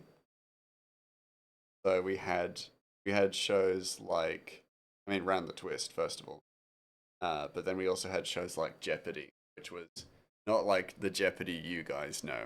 It was a New Zealand kids horror series around like horror stories that happened to kids. So it was like Goosebumps, but a TV series. And genuinely, like, if you're Australian and you got into horror from an early age, you probably watched this show. Oh no, that wasn't Jeopardy. That was Freaky. Um, Jeopardy was a show about some. It was like a found footage documentary, or found footage mockumentary about a bunch of Scottish kids who came to the Australian outback, and slowly disappeared one at a time, because of aliens or a strange government that like or not strange government, a strange subset of the government that got rid of people who knew too much. And I remember reading about it because, like, you know how kids shows go. Like, they show one episode and then the next week they show like an earlier episode, and they're all completely like out of whack and out of order. But apparently it ended like really grimly, like really dark. Like only two of the kids got back to Scotland, and they weren't the same kids. Like maybe they had been changed by their experiences, or maybe copies of them returned home. There was never any way of knowing. Or the movie will try to relate to kids, and then the main character is a random thing like Bionicles. Whoa! You have to bring up Bionicles like, why do you have to dog on Bionicles? But but yeah, no, I also know that like they're not like other kids, so they're into something very like obscure. I know what you mean.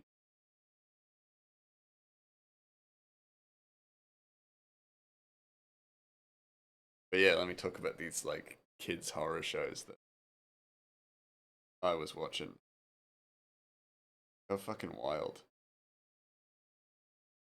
But Freaky TV had like no, not Freaky TV. Freaky had some,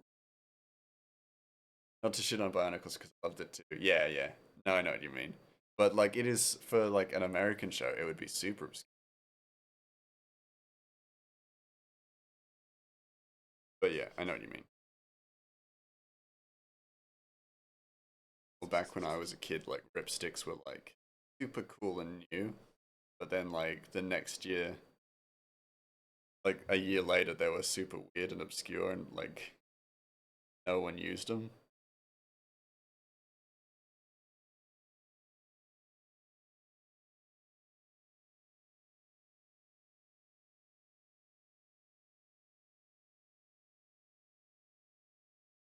Yeah, I can still like to this day remember episodes of Freaky.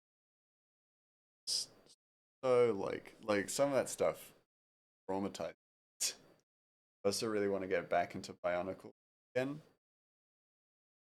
Do whatever you like. I know that they still exist. I don't know if they're as good as they like the quality of plastics stuff may have gone down, but again, I'm not a Bionicle connoisseur, so I wouldn't know.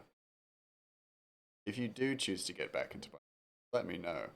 Let me know what's changed, because I would be curious what's happened. I don't think they would be the They never are. Either for nostalgia value or what have you, ever the same.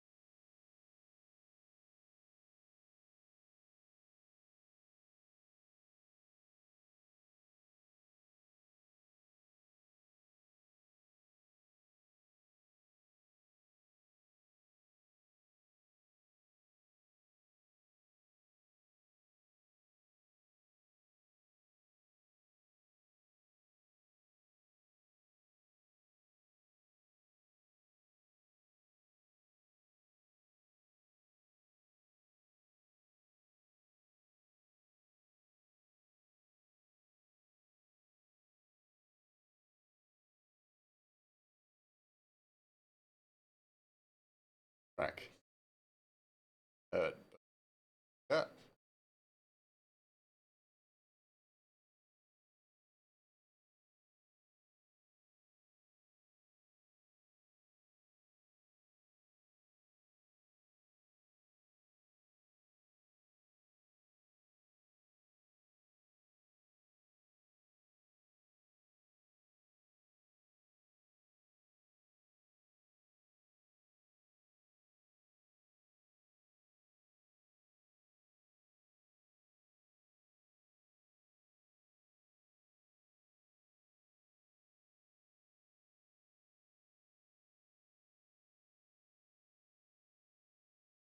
Last Bionicle I ever bought was like it was a part of like a war series, like the Great Bionicle War series.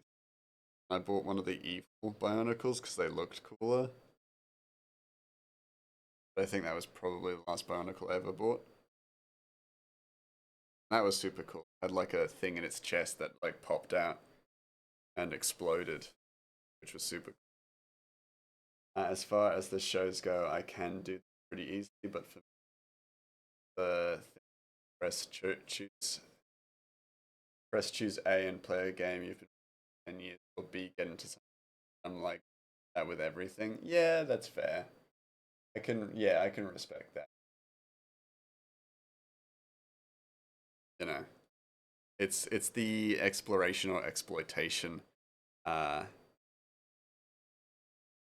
perspective, which can always be like, which is always a tough call because there's no perfect balance between exploration of something new and exploitation of something comfortable earlier. But for real, bad guys always, yeah, for kids' toys and stuff, they did always look cooler, which I think sent the wrong message. Because you were supposed to like align with the good guys and stuff, but the bad guys looked. As a kid, you just want to be a bad guy, want to be a villain because you have this cool like rib cage weapon explodes open.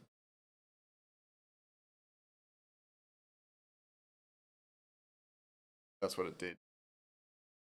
Like the Bionicles I had a rib cage that like exploded open. Bad guys also get all the cool shit and good weapons. Yeah, they were also like they were well funded. Almost like the bad guys were well funded and stuff, whereas the heroes had what you got, you know? Take what you can get.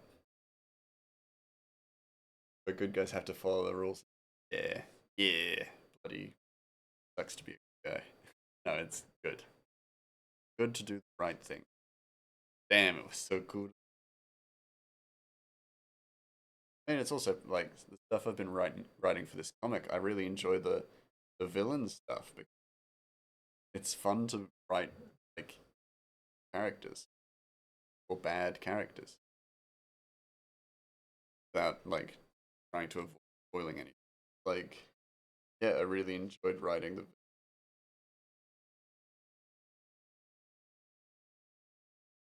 antagonist. I'm keen to show off when it comes time for them. Yeah,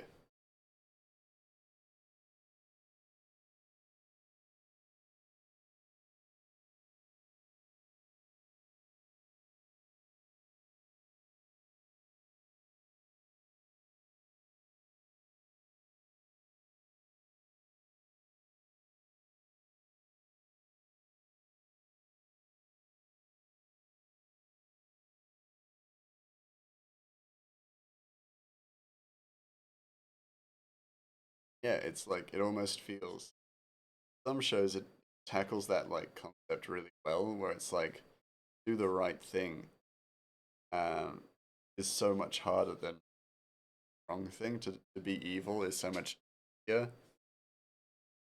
Even with Lego, bad guys got the, like I don't know the Lego castle set, but bad guys got literal dragon. Like, bruh, come on, yeah, and they had like the like obsidian armor and stuff like that, which is super cool. Like they had that, yeah, pure black armor and the dragon that, and they just look ooh. The heroes just had like normal hero shit, boring as fuck.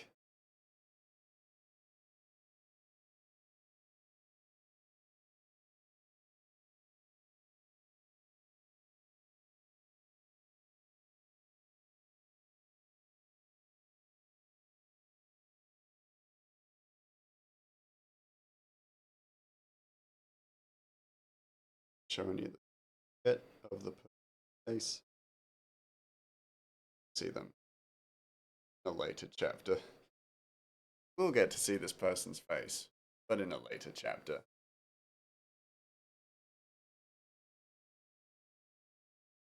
Yeah, look at how cool they look. Yeah, hell yeah. And I've still got like an hour to go, so I can probably kind of, yeah, might as well.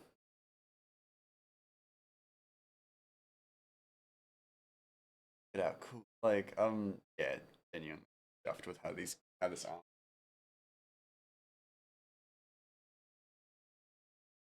And as a nice, as a good guy, or maybe shit. No, I've already said this. Like a town guard. He's a good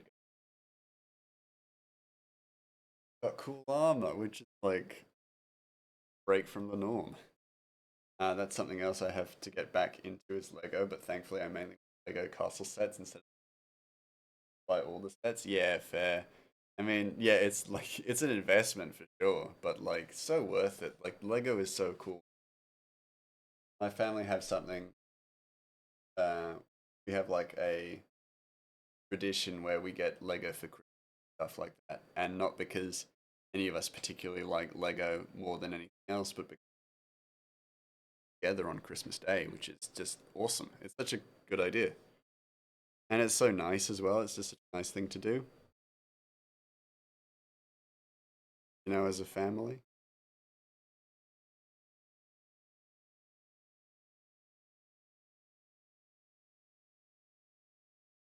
Well, I've added a highlight rules panel. Nice.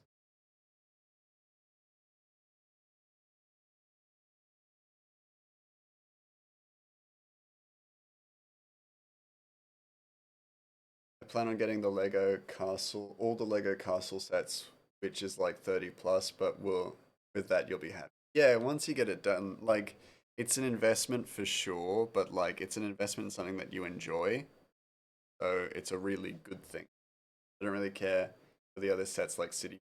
I agree. Actually, I get that. Like there are Lego sets that like really appeal to me. I like some of the Harry Potter sets, or some of them look. But then there are sets that I just do not care about. I do like the Lego racer sets and stuff, like the Lego racing set, not the Lego racer sets.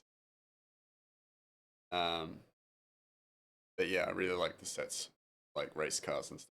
Even though I'm not particularly into cars, I just think they're cool.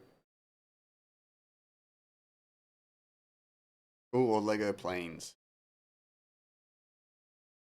and some of the Lego City stuff. So one of my favorite Lego sets I got, I think, for my birthday was um, a tow truck, which I actually really love. I don't think I have here in Adelaide, which is actually a little saddening, but like also fun. It's safer back home.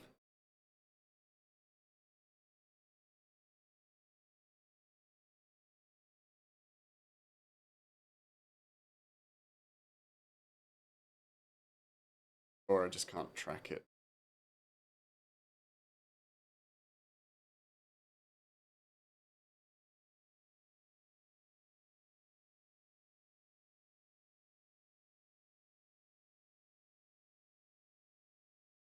Hey. No, thank God I only like the castle sets, otherwise I may as well just not have a fucking wallet. Yeah, that's true. Uh you would never financially recover from your addiction. There are also like there are some sets or engineering sets which are like super technical Lego sets. Just so cool. Like the way they work and rotate and stuff like that. My older brother has one of them. It's like a one of those crane like truck cranes. So it's a crane attached to a truck and it all like works and articulates and things like that. And it's insane how complicated it must be.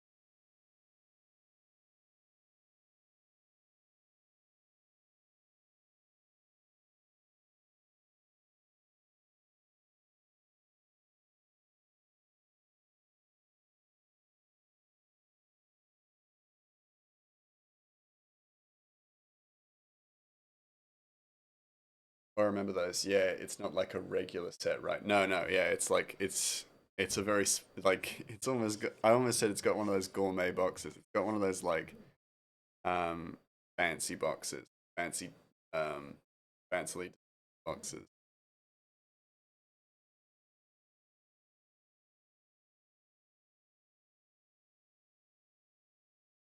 Hey,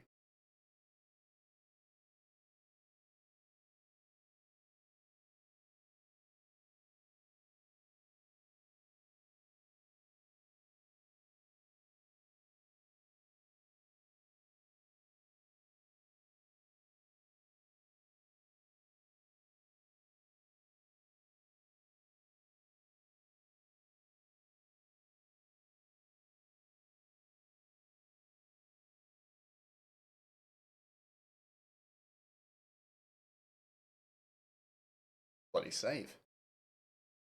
It's like in between Legos and Bionicle of using toys to build stuff, right? But of course, it's still Lego. Yeah, it's all mostly Lego, but it's much more technical, and it almost crosses to that like Bionicle side of like technicality or like plastic technicality, but it's still very strongly Lego, like still very predominantly Lego.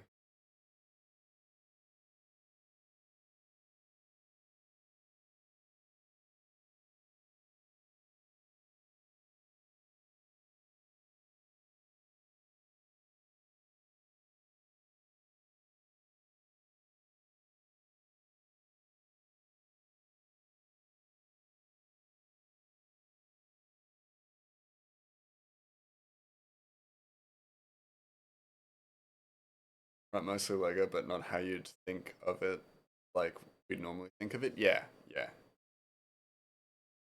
exactly.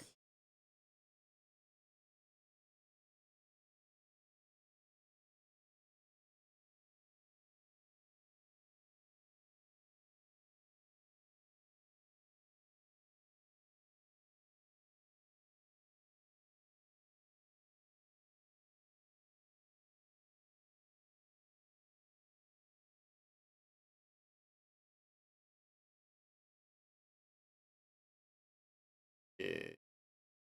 Oh, actually, one of those. Yeah, one of these ice is completely off in the wrong spot, but I was hoping it color.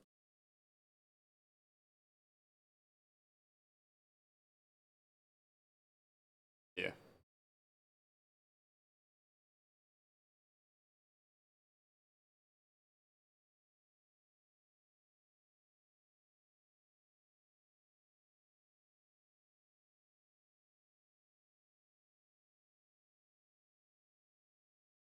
yeah. There we go. Better save. Yeah. Last bit.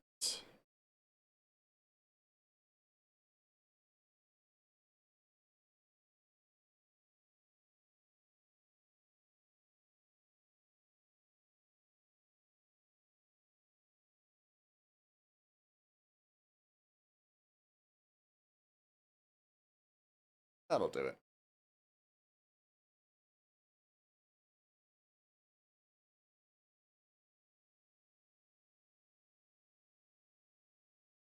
That'll do. That'll do it. Would you mind saying the games you've thoroughly enjoyed? I want to get into something new. As I said to you about Warhammer, I don't want to waste my time with something not for you.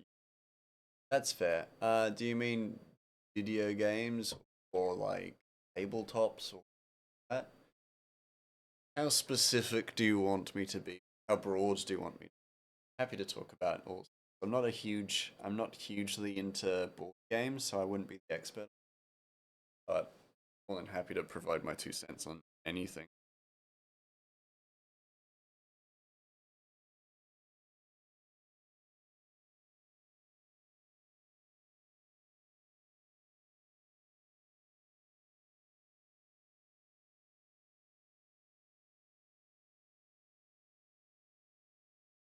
Video games and then go from there. Okay. So one of my absolute favorite games of all time so far. I've talked about this plenty of times, but Disco Elysium.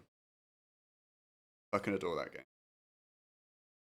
So much so that there is a framed poster of the uh, Hills game up on my wall.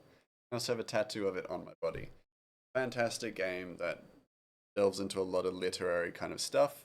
I'm a big fan of the D&D aspect to it. I'm a big fan of the writing. I'm a big fan of a lot of the storytelling and world building. I also like a lot of stuff from RPGs to horrors to open world. I'm all over the place. All good. If you're into something kind of like slow burn but still a little bit scary since you horror, doing I really like Layers of Fear. Layers of Fear is a really good game. Um, and I consider not too big of a investment emotionally because you're not. I don't think it's the scariest horror game, but it does a really good amount with the horror that it has. That being said, it's also not for everybody. I think the sequel's also not quite as good. So if you like delve into series and stuff, maybe. Um, what other games do I have played that I liked? I actually really enjoyed the Tomb Raider uh, revamp. I like the first one. I haven't played the others, but I haven't heard things about them. Disappointing because I like the first one, like the first remake, so much.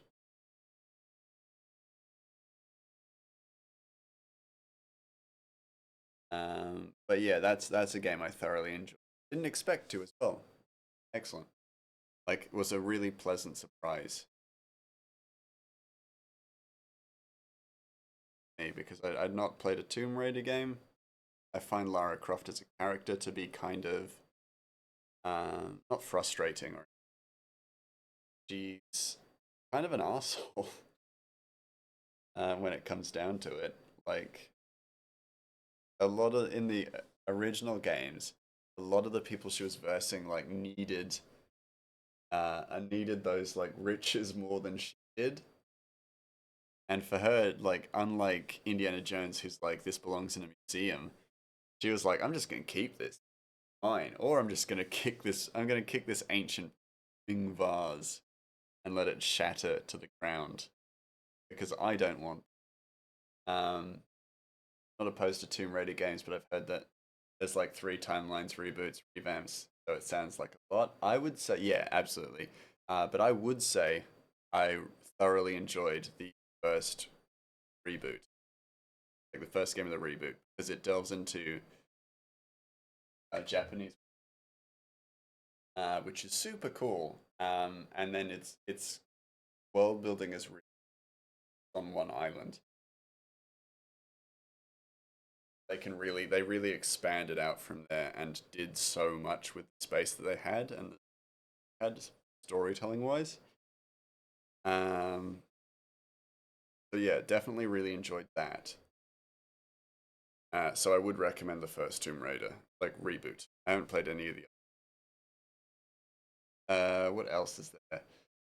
If you're into games that are a little bit not hard but challenging, I really enjoyed Sekiro. Sekiro is maybe one of my favorite From Software games. I also like Elden Ring, but Sekiro is maybe my favorite. Uh, what else? What else have I played and thoroughly? Persona 5 is a lot of fun if you're like sitting and chilling out. So she literally stole from people who needed it and depended on it, but she's like, I'll keep this trophy. Well, her character's kind of like, unlike Indiana Jones, who's like, this belongs in a museum, she's more like, well, I'm a private collector. So I'm gonna take this. And then some of the characters who are doing this, like, against her essentially, are kind of more in need than she is. And they're like they're stealing this to sell and gain riches.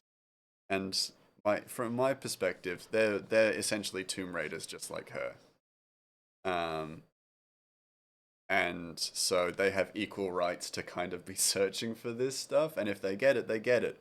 And essentially, if it's sold, then it's easier for Lara Croft, who is wealthy, like is immensely wealthy, to reclaim. Like if it actually gets sold, uh, on like the black market or the market or wherever, it's actually easier for Lara Croft to get back than to go into a tomb, risk her life. But she's like, no, that's legal. Well, it's not legalized robbery. It's illegal for both sides, really, because they're disturbing a tomb essentially, which is legal in most, if not all, countries, or a lot of countries. But a lot of the ways I've seen it happen in Tomb Raider, other than the one that I've played, which I actually really enjoyed, and she's more like, Lara is more justified in her actions in that one, because she has a reason to be searching for it, and also the people up against her, awful, like awful, awful, awful. But in some of the other games, they're just like, I'm just trying to steal this so I can get rich and prosperous, and she's like, you're scum, and I'm gonna kill you. and it's just like, whoa, the fuck? Like she like has such a um like because she murders a bunch of people, just like Indiana Jones, and so I'm not necessarily being hard on her specifically, but like she murders a lot of people who are really just doing the same thing as she. Was a fan of history, I hate this already. Keep history alive so we can learn more. Yeah, I think she does that. Like she does that a lot of that too. But with Indiana Jones, he was an archaeologist.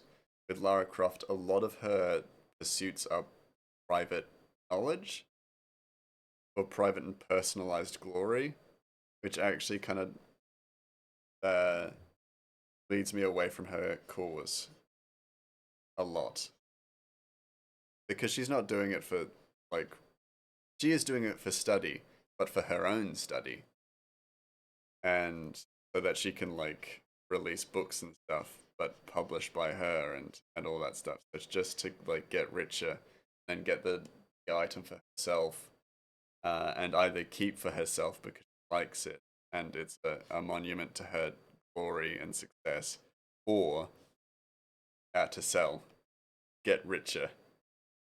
It is also fucked up.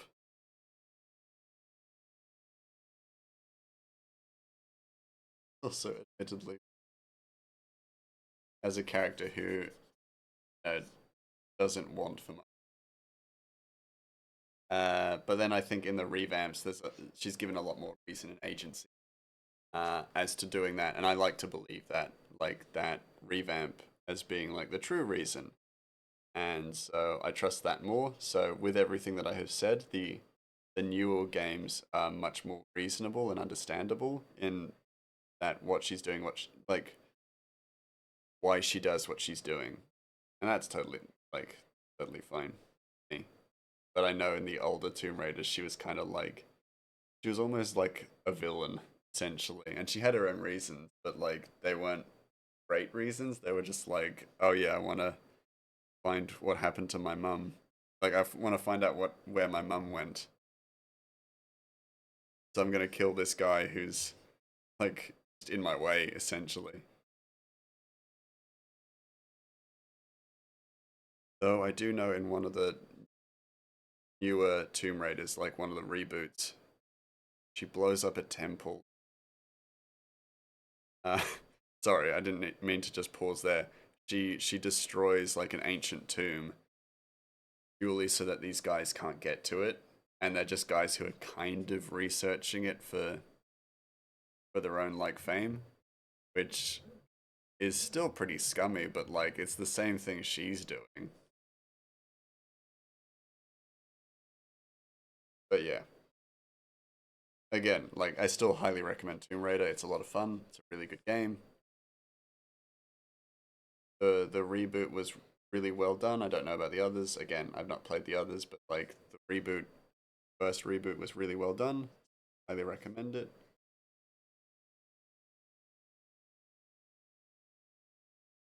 I'll continue Shadowlands. She blows up a temple. Well, I think she blows up. I didn't mean to say temple. Tomb. She blows up a tomb, and I remember seeing that and being like, "That's probably not. That's not okay."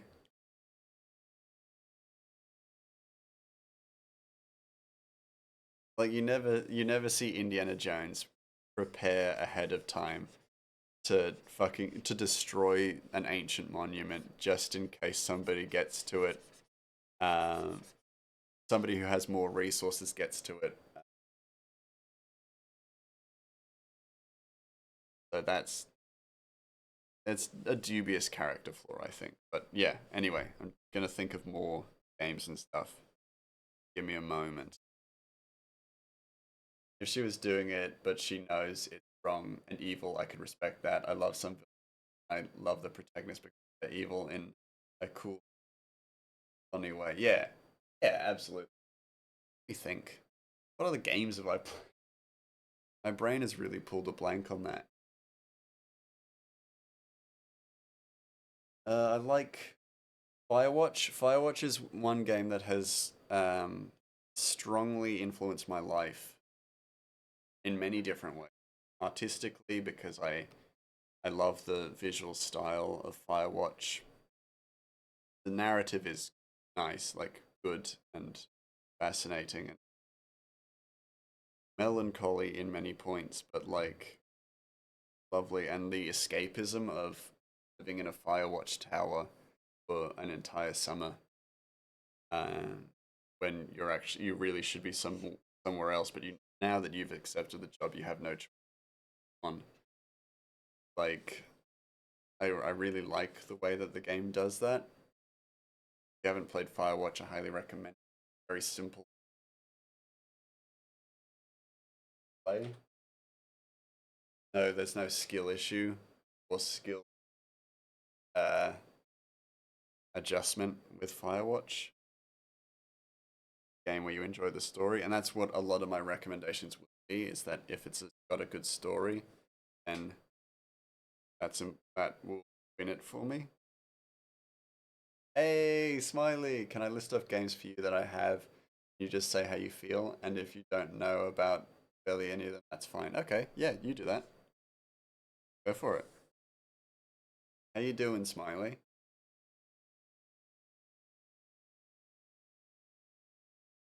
How you been?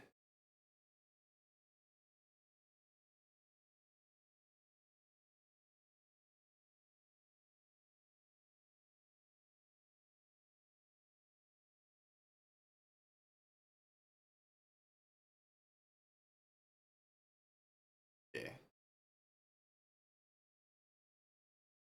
doing good. Just printing some documents, which is nice. Fair enough. Yeah, in your I've seen your recent updates on your Pokemon cards coming along real.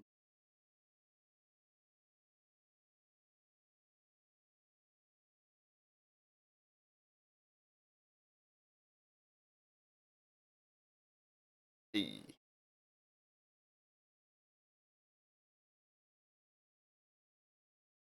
keen to see the Slowpoke. I think after we talked about it, I went back to check if you'd done the Slowpoke or not. If you have done it yet, you would know better than me. Goes to check his printing. Yeah, just make sure. Just be sure. Know that feeling. But bad print, or just I wasn't paying attention.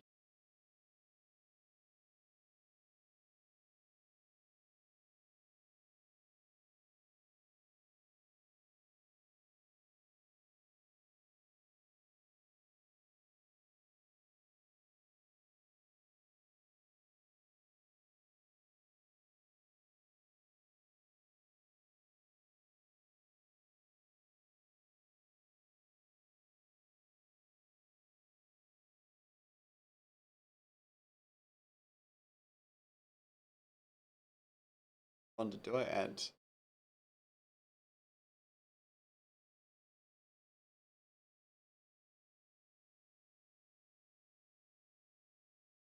Nothing stopping me from adding in guys and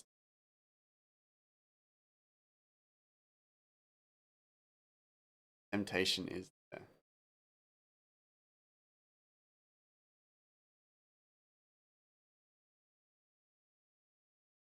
Oh, also, Smiley, I think it's been a while since you checked out the stream, so you really have noticed. You've probably noticed that things are a little bit different. What do you think of both the new model and then also the new overlay?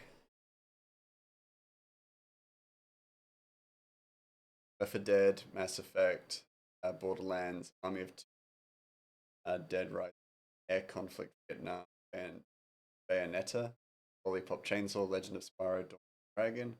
Actually, I'll just go through each of them right now. Yeah, just say what you think. Franchises. Left 4 Dead, awesome. Love that one. Love playing that co-op. That's so fucking good. Such a good game for co-op. Mass Effect. I only played Andromeda. Really bad one to jump in on. but I know it's great. Borderlands, I love Borderlands 1 and 2. Borderlands 3 ruined it for me. I played part of the pre-sequel, and also Tales of the Borderlands is really good. So I love that series. It's just a shame that 3 almost completely ruined. Army of Two, amazing game. Like the first one is fantastic. Like your choices actually mattered, and either way you choose, you always get to see the results of your actions. It's fantastic. I love that game. There's a sequel to it. It's terrible. Dead Rising. I've seen two. Dead Rising 2 is super. Dead Rising 1 is also super. Dead Rising 3 loses the soul of the game, and I don't think they ever put it. Uh, Air, Air Conflict Vietnam. I've not played it. Bayonetta. Haven't played it. Lollipop Chainsaw. Haven't played it. I love the style and like joy and humor of Bayonetta and Lollipop Chainsaw, but I've never played them, so I don't know the full spectrum of what it is. Legend of Spyro Dawn of the Dragon, haven't played it. Alice Madness Returns, I love those games because they are just so macabre and kooky and fantastic. Like the series is fantastic and it delves into a style that you don't see often in games. I really like it. Lord of the Rings Conquest, haven't played it. Crash of the Titans, I haven't played that either. Time Shift, haven't played it. Spider-Man Edge of Time Metal. Oh, Spider-Man Edge of Time. I have seen that game before. I haven't played it, but it does look super cool, and it's like the failure is really funny. Metal Gear Solid Phantom Pain. One of my favorite games. Just to play to chill out. Honestly, like some of the stealth missions are so calming in a weird way. If you know how to do stealth, they're super good. I really enjoy that game. The world is huge. Storyline is bonkers. Very good. If you have any opinions on games, please say your opinion. Of course, you don't have to. After I bought your Xbox recently, I realized I don't like a lot of games that people usually like. I get that. I also I'm not huge games, honestly. Like not as much as my brothers, but like I like games, but it's like has to be a game that really tickles my fancy. I need to stick with it.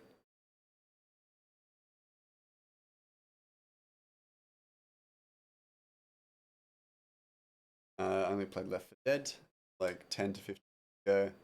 I feel with my classmate. The Borderlands pre-sequel is the black sheep, like the worst series. I don't think so. I think pre-sequel is fine, but it's almost like a DLC as opposed to its own standalone game. It's like a really big DLC almost. Kind of is Borderlands 2 banded, but just not quite as vibrant. It has some really interesting characters, to be fair to it as well. I think Borderlands 3 is garbage. Like, it's such bad writing. Um, but again, that's just, I wasn't sold on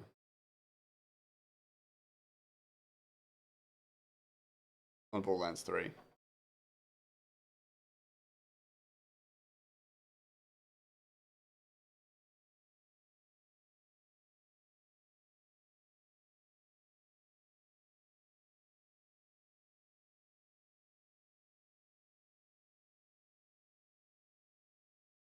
Uh, oh wow, wow, a really big DLC, but Borderlands 1 great. Borderlands 1 and 2 are great.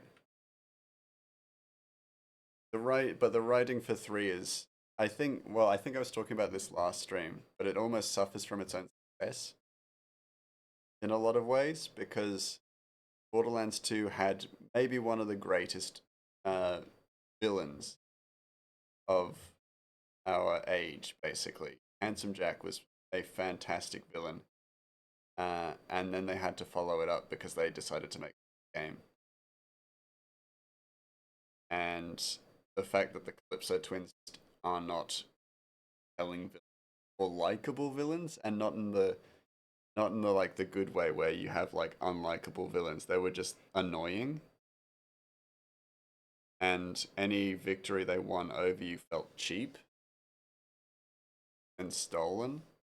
Like there were consistent Deus Ex Machinas like beat you at every turn, and it didn't feel like they were like they weren't beating you in a compelling way essentially. And that almost felt like that felt cheap.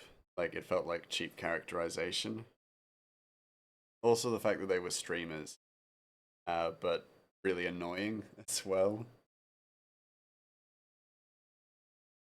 Like villains, but with no redeeming qualities. No, like badly written. Like they were badly written, but they were just unlikable. They were like annoying. They were annoying people who did the wrong things, essentially, as opposed to villains. Because I think calling them villains actually gives them too much credit, in a way.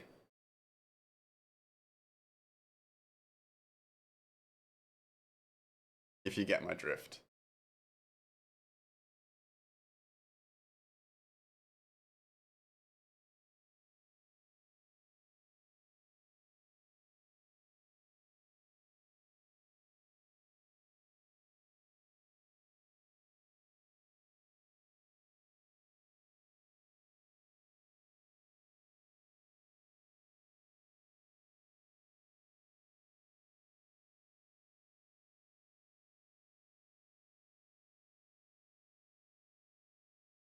Because like there are villains who have no redeeming qualities who are still great villains.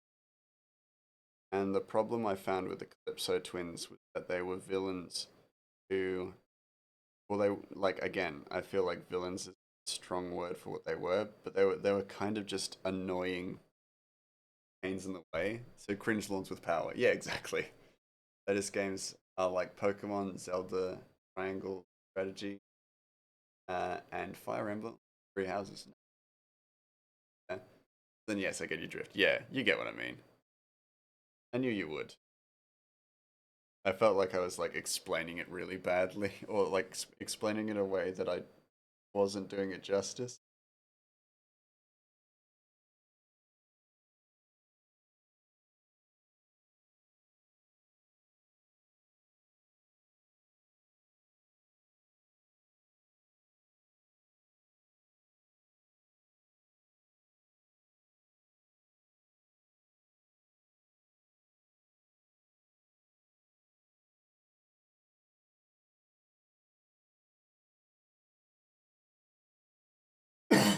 Oh, pardon. Ugh.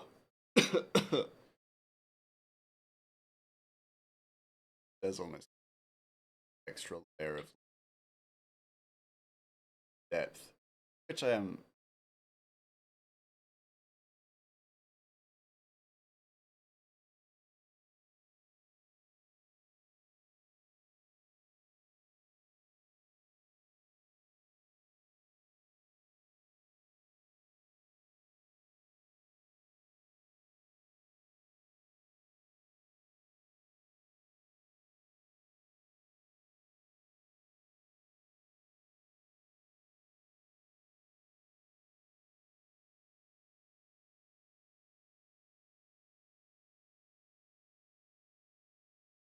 Also, Mouse would down if we were in a talked as stream goes on. If that's too much, then that's fine, of course. Uh, Potentially, yeah, because I use the multiple people.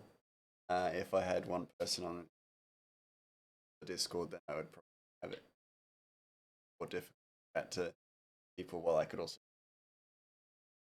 stuff.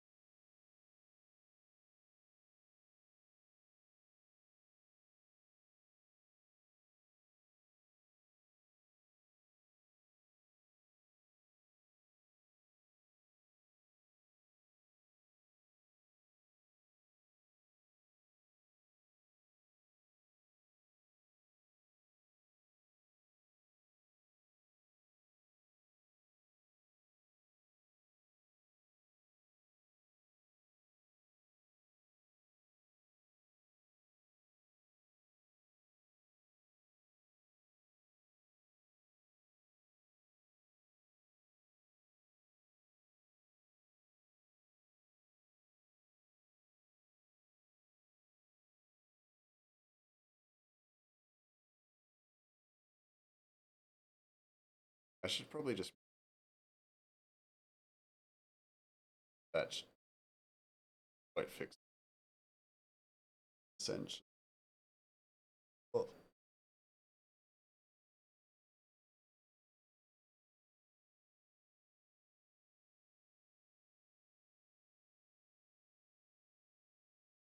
proper way.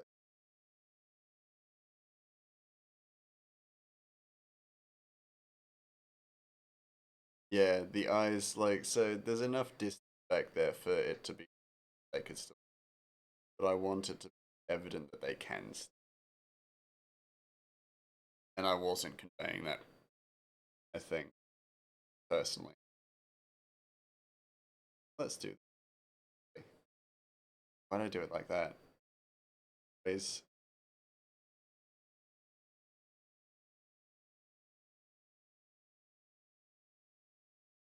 why is the Army of Two sequel so bad? I think it was just derivative like this is again just my opinion. But like I think it was just that we're trying to get a sequel out and so the game is just not optimized and not very good like technically from a technical standpoint.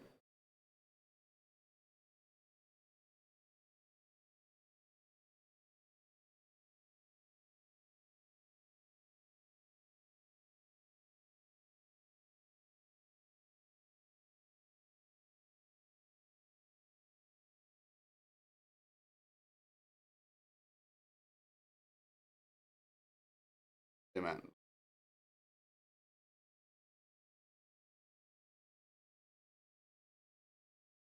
Add more detail stuff, but like believable.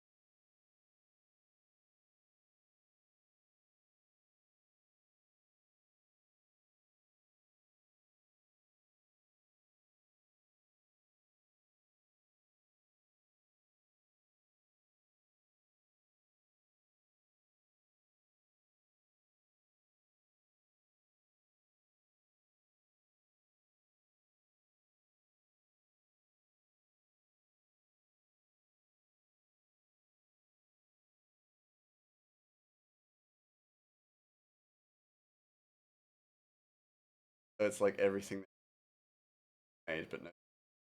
I think so, yeah. I think it's like partly that and then partly it was more just it was like producers trying to make game and there was no kind of thought because it's set in uh set like Mexico or something like and you're playing as different characters and the characters have no like they like hate each other or something like that and they have no cohesion together and so you're just like well I don't believe these guys are like friends and it's because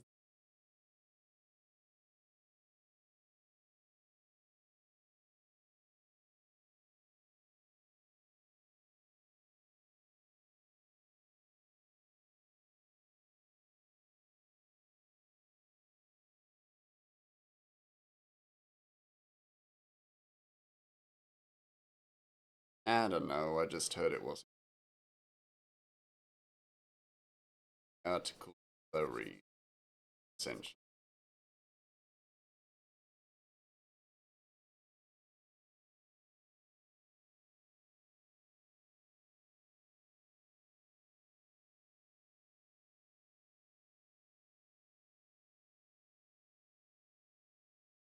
swing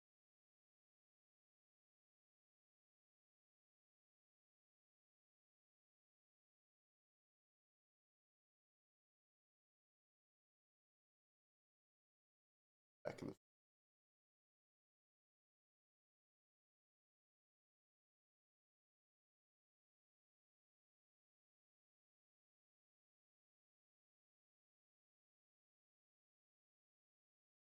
yeah gonna give him a bit wild.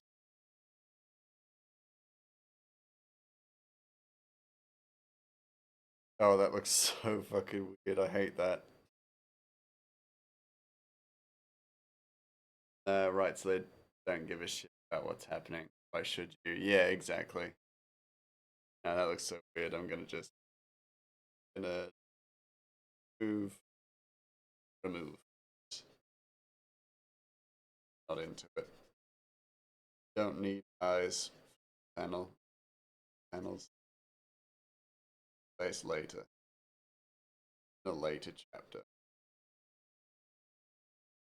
Takes the helmet off. I'm not gonna deal with the complex.